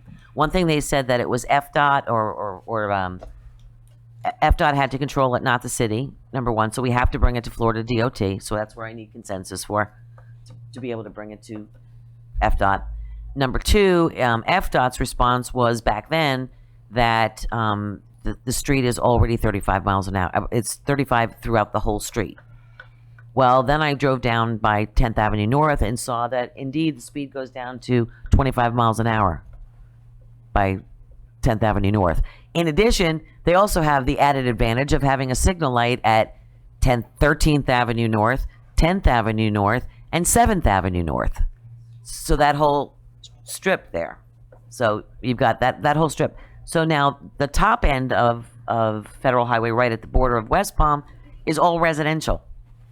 So you've got it slowing down near some more of the commercial areas, and then in the residential areas. And all I know with Halloween coming up, some of the kids wouldn't even cross through Federal Highway because the cars would come whipping over that thing. And literally some would actually take air as they did so. So I'm requesting that we could put in, for the safety of the homeowners that live in that area, to put in a request that they can't use the excuse that it's one speed limit on the whole thing, because it isn't. And there are no traffic slowdowns. We can't ask them for lights. We can't ask them for stop signs. And we can't ask them for roundabouts or speed bumps. The only thing we can ask them for is to lower the speed limit. But in addition to what Commissioner Hardy was talking about, the second thing that was joyous was when I first bought that house, there was a right turn lane. When you come over, there's two wide, at the top of the bridge, two wide areas. Now, again, it's only a 2-lane road, but the side areas are so big that people they park up there on the bridge. And one thing I wanted to address is that we say that there's no fishing along that top area, whatever, and there's no jumping or swimming, but yet the kids in the summer months go jumping and swimming off that bridge. If we're going to enforce it, we maybe need to revisit an ordinance on that. But they're parking their cars along that bridge. And then there's that strange right turn lane that I complained about when I first moved in, and they put the hash marks along the side of it to block it off. Now that's used by the business across the street for parking, or anybody who decides to stop there to take pictures or to climb up to the bridge, they'll park there. And the sign is still up that says the right lane must turn right. Hasn't been a right lane there in 10 years. So it's a little confusing there. So if possibly we could eliminate. It's a historic district sign. It's not a historic district sign. Contributing. I'm sorry, I just had It's not a right lane. I just had to. So, to be consistent with, we're a community of neighborhoods. Let's show some love to this neighborhood that's been, people have been blaring through and dumping their stuff down there for a while. Mr. Hardy. Sure. May I ask Jamie some questions about the design speeds on that road? Did I have a motion in a second? Yes. Yes. Thank you. No vote, though. No, thank you. Waiting. Mr. Brown. Okay. So, Jamie, in your experience, what affects how people drive? How fast people? Is it lane width? Is it? I mean, there's a range of things outside the posted speed limit. Enforcement. There's enforcement, but enforcement is also expensive, and you can't always enforce. And I think probably the best enforcement mechanism is to make people driving 35 miles an hour uncomfortable to drive at that speed. And so I'm wondering, is that what the engineering practices typically are if you really want to lower the driving speeds in an area? For the record, Jamie Brown, Public Works Director. Well, you have different roadway classifications. or it's a thoroughfare, depending on what kind of road, what's the actual use for the road itself. On Federal, I know a few years ago they changed the design speed from 35 to 25. I believe it was from Lake to 6th Avenue South, and then Lucerne to, I thought it was 7th, but you mentioned 10th before. I'm not sure. Maybe it's 7. It might have been 7th, and that was Okay. just 25 basically in that corridor now, and then it goes back to 35, then it decreases back to 25, as you mentioned before. That is a DOT roadway. As you had mentioned, enforcement, jokingly, but kind of like with our no-through truck signs that we kind of put up everywhere, we can plaster signage everywhere, but if there is no enforcement, it's not going to help anything. So a big thing for this isn't necessarily just the actual changing of the speed limit itself from 35 to 25. It's the actual enforcement and making sure that people actually are adhering to that. But to answer your question, you have the actual lane widths that play a role into that, the actual type of roadway it is. Like I said, if it's a thoroughfare, if it's just a local roadway itself. Are there bike lanes? There are a lot of different things that play into what an actual design speed is set for. So when they lowered the design speeds on that stretch of Federal Highway from 7th to 6th down there, did they basically narrow it? What did they do? Because I noticed that I am much more comfortable driving 40, 45 on Federal Highway in College Park than I am driving 40 and 45 on Federal Highway near the Cloisters, for example, where the road is like this, and I don't seem to have that leeway. So, what can we do to change the way drivers feel about the road other than just the speed limit? Well, obviously narrowing is one way to do that. To my knowledge, they didn't do anything other than change the actual speed limit itself. They didn't narrow anything in that actual segment we just discussed. Nothing has changed in there other than the actual signs themselves. Okay. It's the density. When you get close down there, having the multi units and the motels and whatever, it's Close to the the density street, yeah. close to the street that makes you feel that confinement. What it is it's that opening from West Palm. You're winding around their with their medians and everything like that. Right. And then you come to that bridge and it's like, la-da. Maybe we need to add some of those things. Well, we don't have to. We need to apply to FDOT. FDOT. Yeah, it's FDOT. But I wanted to just say that I've spoken with the TPA, who's willing to help us make this argument with FDOT to talk about this, and to get them to look at the change of doing it there. But I just, it's always been an issue of mine. The problem is, it's not. If you were to put the police out at certain times, I can tell you when those certain times are. But there's still the joyriders and people that come through. It's not. If people were going, it's not people going 35. That's what the issue is. It's people. And the reason is that people don't speed on Olive is because West Palm Beach police officers are out there and giving tickets out every day to do it. And so, or they used to, and now their reputation is you go through. I got a ticket there. It was a long time ago. Before There's lots of that, but as you mentioned before, you're kind of, as you're heading south on Federal there, you're going from residential to, as you mentioned, more dense and then commercial. So you kind of because your mind slows everything down because you don't have that residential aspect anymore. Well, but it really is that expanse on the bridge. It's you see that you come from that winding to the width of it. Like even putting up the poles, the white poles that they have just the traffic delineators, on that bridge to keep it field confined. Yeah. And then also asking, our buddies at PBSO to sit there, if we get this thing through, to get them to enforce the heck out of it so that they can. Initially, that's going to be a big part of it because you mentioned as you get further north on Olive, that's Thank you, Dan. kind of known. You just don't speed through there because people know cops sit there. Do you have any public comment, or I want to get to that? Yes, we do.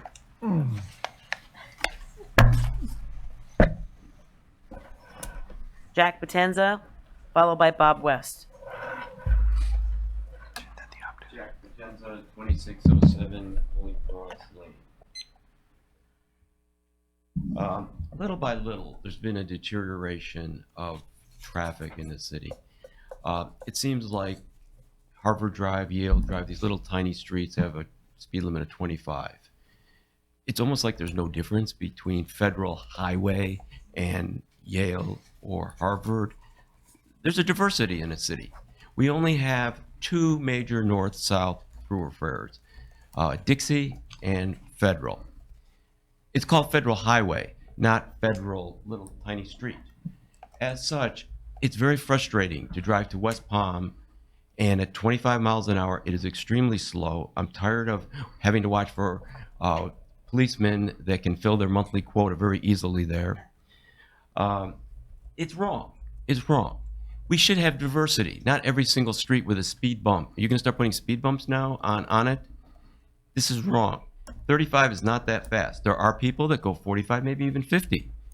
Enforcement is what should be done. I've never ever seen any speed traps or anything ever on Federal.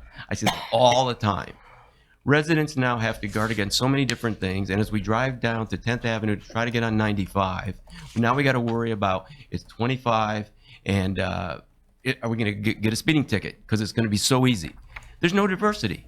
25, whether it's Harvard Drive, Dartmouth, Fordham, Federal, it's all the same. I just think it's totally wrong. You're trying to dictate, make all the city, everybody's got to go for a crawl. I just think it's totally wrong. Hopefully you will not do this. Bob?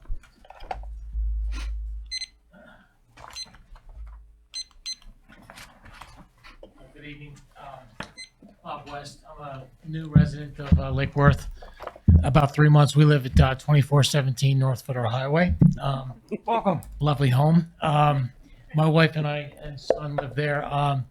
And I think this is the only topic that I am qualified to speak on because I've been studying the traffic patterns for the last 3 months since we've been there.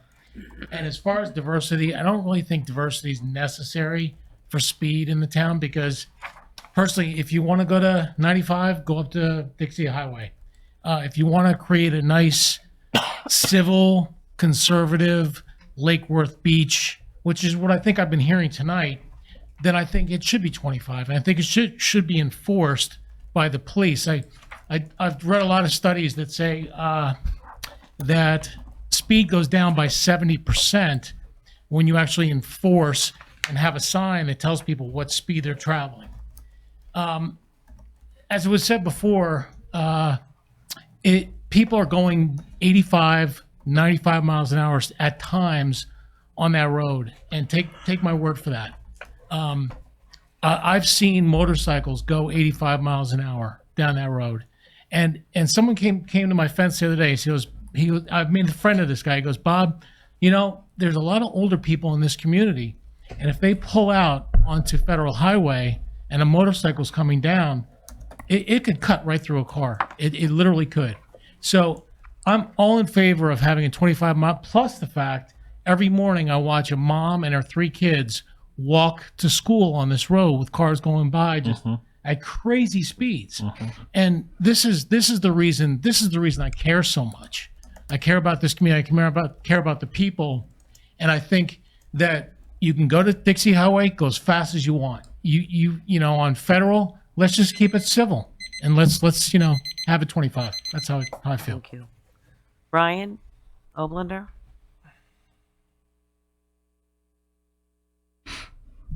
Good evening, Ryan Oblender, 1702 North A Street. First thing is the speed limit signs on Federal Highway that do say 25 are coming southbound. They're usually blocked by trees and vegetation, so you can't even tell what the speed limit is. So if you're going 35 and now it's all of a sudden 25, you might get a ticket and you not even know it because you can't see the sign. It's usually palm trees. Secondly, Federal Highway does get backed up because of the school. The pickup time is 2 p.m. and people park their cars in such a way to get to the gate, and it backs up onto Federal Highway. So it's like, yes, going slow is appropriate, but it also stops because there's so many cars just waiting to pick up their children. Fourth grade? North grade school, yeah. I stopped doing the car pickup. That was just crazy. But regardless, I am for the 25 mile an hour speed limit because it is safer. It is residential. And I mean, I don't even take that turn to go north because I can't see someone going north on Federal Highway. So that's very important. Thank you. Vice Mayor Pro Tem. Thank you, Madam Mayor. I'm going to support this, but frankly, I think at the end of the day, it doesn't matter what we do with the signs. It's about behavior. And the reason I lit my light up is when I hear residents tell me that cars are whipping by at 80 miles an hour on that road. It's like, well, you know what? It wouldn't make any difference what the speed limit was. They're still going by at 80 miles an hour. The issue is they need to be pulled over and they need to be given a very, very large ticket, because I know after you go so many miles over the speed limit, they start throwing the book at you. Okay? That's really what needs to happen here. These folks need to be pulled over and severely fined, and go to court and go through all the gyrations they need to do, perhaps driver's school or whatever the case may be. If they're inclined to drive at 80 miles an hour or 60 miles an hour or 50 miles an hour, they're going to continue their same driving habits. And I think we just need to, I'll support this, see where we go with it. But at the end of the day, I want to see PBSO writing tickets like they're going out of style. Agreed. In addition to the enforcement, I do want to see FDOT design the road to encourage drivers to drive more slowly. They can do that by narrowing the lanes and a few other things. I think that's a crucial piece of it. On why I think it's important to lower the speed limit, there's a wonderful thing that ProPublica did. They basically did some research, and the USA Streets blog published it, right? So your chances of dying, right, when being hit by a car that's going 20 miles an hour is like less than 10%. Your chances of dying when the car is going just 30 miles an hour increase to over 50%, right? And so one reason you want cars to slow down is because the consequences of an accident, and we know accidents happen, are much more severe when cars are going fast. And so given that we know accidents are going to happen, we should design and engineer our streets so that when they happen, they're not as deadly as they would otherwise be. And that's crucial for kids who are walking to school, parents who are enjoying themselves. And so that's, I get that people want to go fast in their cars, but accidents happen and we want to mitigate the possibilities of people dying when accidents occur. So that's why I'm for this. Vice Mayor Pro Tem. Yeah, another comment, Madam Mayor. Earlier tonight, you mentioned you were talking about 6th Avenue South and TPA and doing some construction work there, and I think they want to raise that bridge over Lake Osborne Drive, which I think is really unnecessary because it's just going to encourage more trucks to get under there. But my point, I bring up 6th Avenue South because traffic eastbound on 6th Avenue South, I mean, these people fly over that bridge. Now, I have a personal friend of mine who lives in the 2000 block of 6th Avenue South. And I forgot the count, but I've known this man for 20 years. I think that the number is 7 dead people in his front yard alone from people coming over. So if we're going to, get serious about Federal Highway, then I would expect PBSO, and PBSO does, to their credit, do a nice job because they sit in the vacant lot next to his home across from the Presbyterian Church, and they grab people as they come over the bridge. Now, I know they're going to be there, so trust me, I creep over that bridge at 35 miles an hour. And it's not, but it's all about enforcement. It's all about enforcement. And you were talking about people dying. I don't know of any, knock on wood, I don't know of any instances where folks have died on Federal Highway, in traffic accidents. But I definitely know that 6th Avenue South, folks have died at a very large number. So I think we should be looking at that as well. And I just think, it's the gateway to the city too. If there has to be any improvements, I know we're doing our new signage and stuff like that. Maybe we can incorporate something like that as a gateway project. Also, we can get with the TPA to see if they can help us in any kind of design we might need, or whatever, to help us get to FDOT with this information. They've offered to be supportive. Yeah, it seems like this is the direction, so it's just a matter of me getting with DOT. Okay. I don't know if I'll need to get the TPA involved if there's any kind of design. I don't want to get anyone's hopes up. But there might be some grants or things available for that. I don't know. If we incorporate bike lanes with it or something. I don't know. Not typically on federal. Not typically. Well, let's see. Let me see. Bike So- lanes on Federal Highway in West Palm Beach. Yeah, that's what I'm saying. Yeah, we but continue on. ours is narrow and you have front yard. Right. All right, but we've got a motion on the floor in a second. All those in favor state so by saying aye. Aye. Aye. All those opposed? Motion carries unanimously. Thank you all very much. All right, we've got our electric utility consent agenda. moved. Second? Second. All those in favor? Aye. Aye. All those opposed? Motion carries unanimously. City Attorney, do you have a report? No, Madam Mayor. City Manager? Just want to remind everybody that October 17th, 2 days from now, Thursday, in these very chambers, we will be having another capital improvement plan budget discussion, Yay. following up on the direction and the information that we heard from the 10th meeting. We will also be having a portion of the meeting dedicated to the kitchen table discussion regarding the beach and the pool. And there'll be some interesting comments there. The 24th is an open workshop date. We haven't set it completely. I think, Madam Clerk, has that been locked in? I have it reserved. Okay, based on the conversations from the 17th. From the 17th. We're reserving the 24th, and I very well expect that to fall into another meeting, because as we go through each one of these meetings and we get direction, we're honing the numbers and bringing them back to you. So we've got the 17th, the 24th reserved, and then the 29th is our meeting where we're going to be having the electric utility meeting. It's a dedicated meeting, and if we have by that time some or all of the capital improvement plan budget amendment ready, we'll be presenting it there for adoption. Okay? Thank you very much. I'll entertain a motion to adjourn. So moved. Second? Second. All those in favor? Aye. Good night, everybody. Thank you.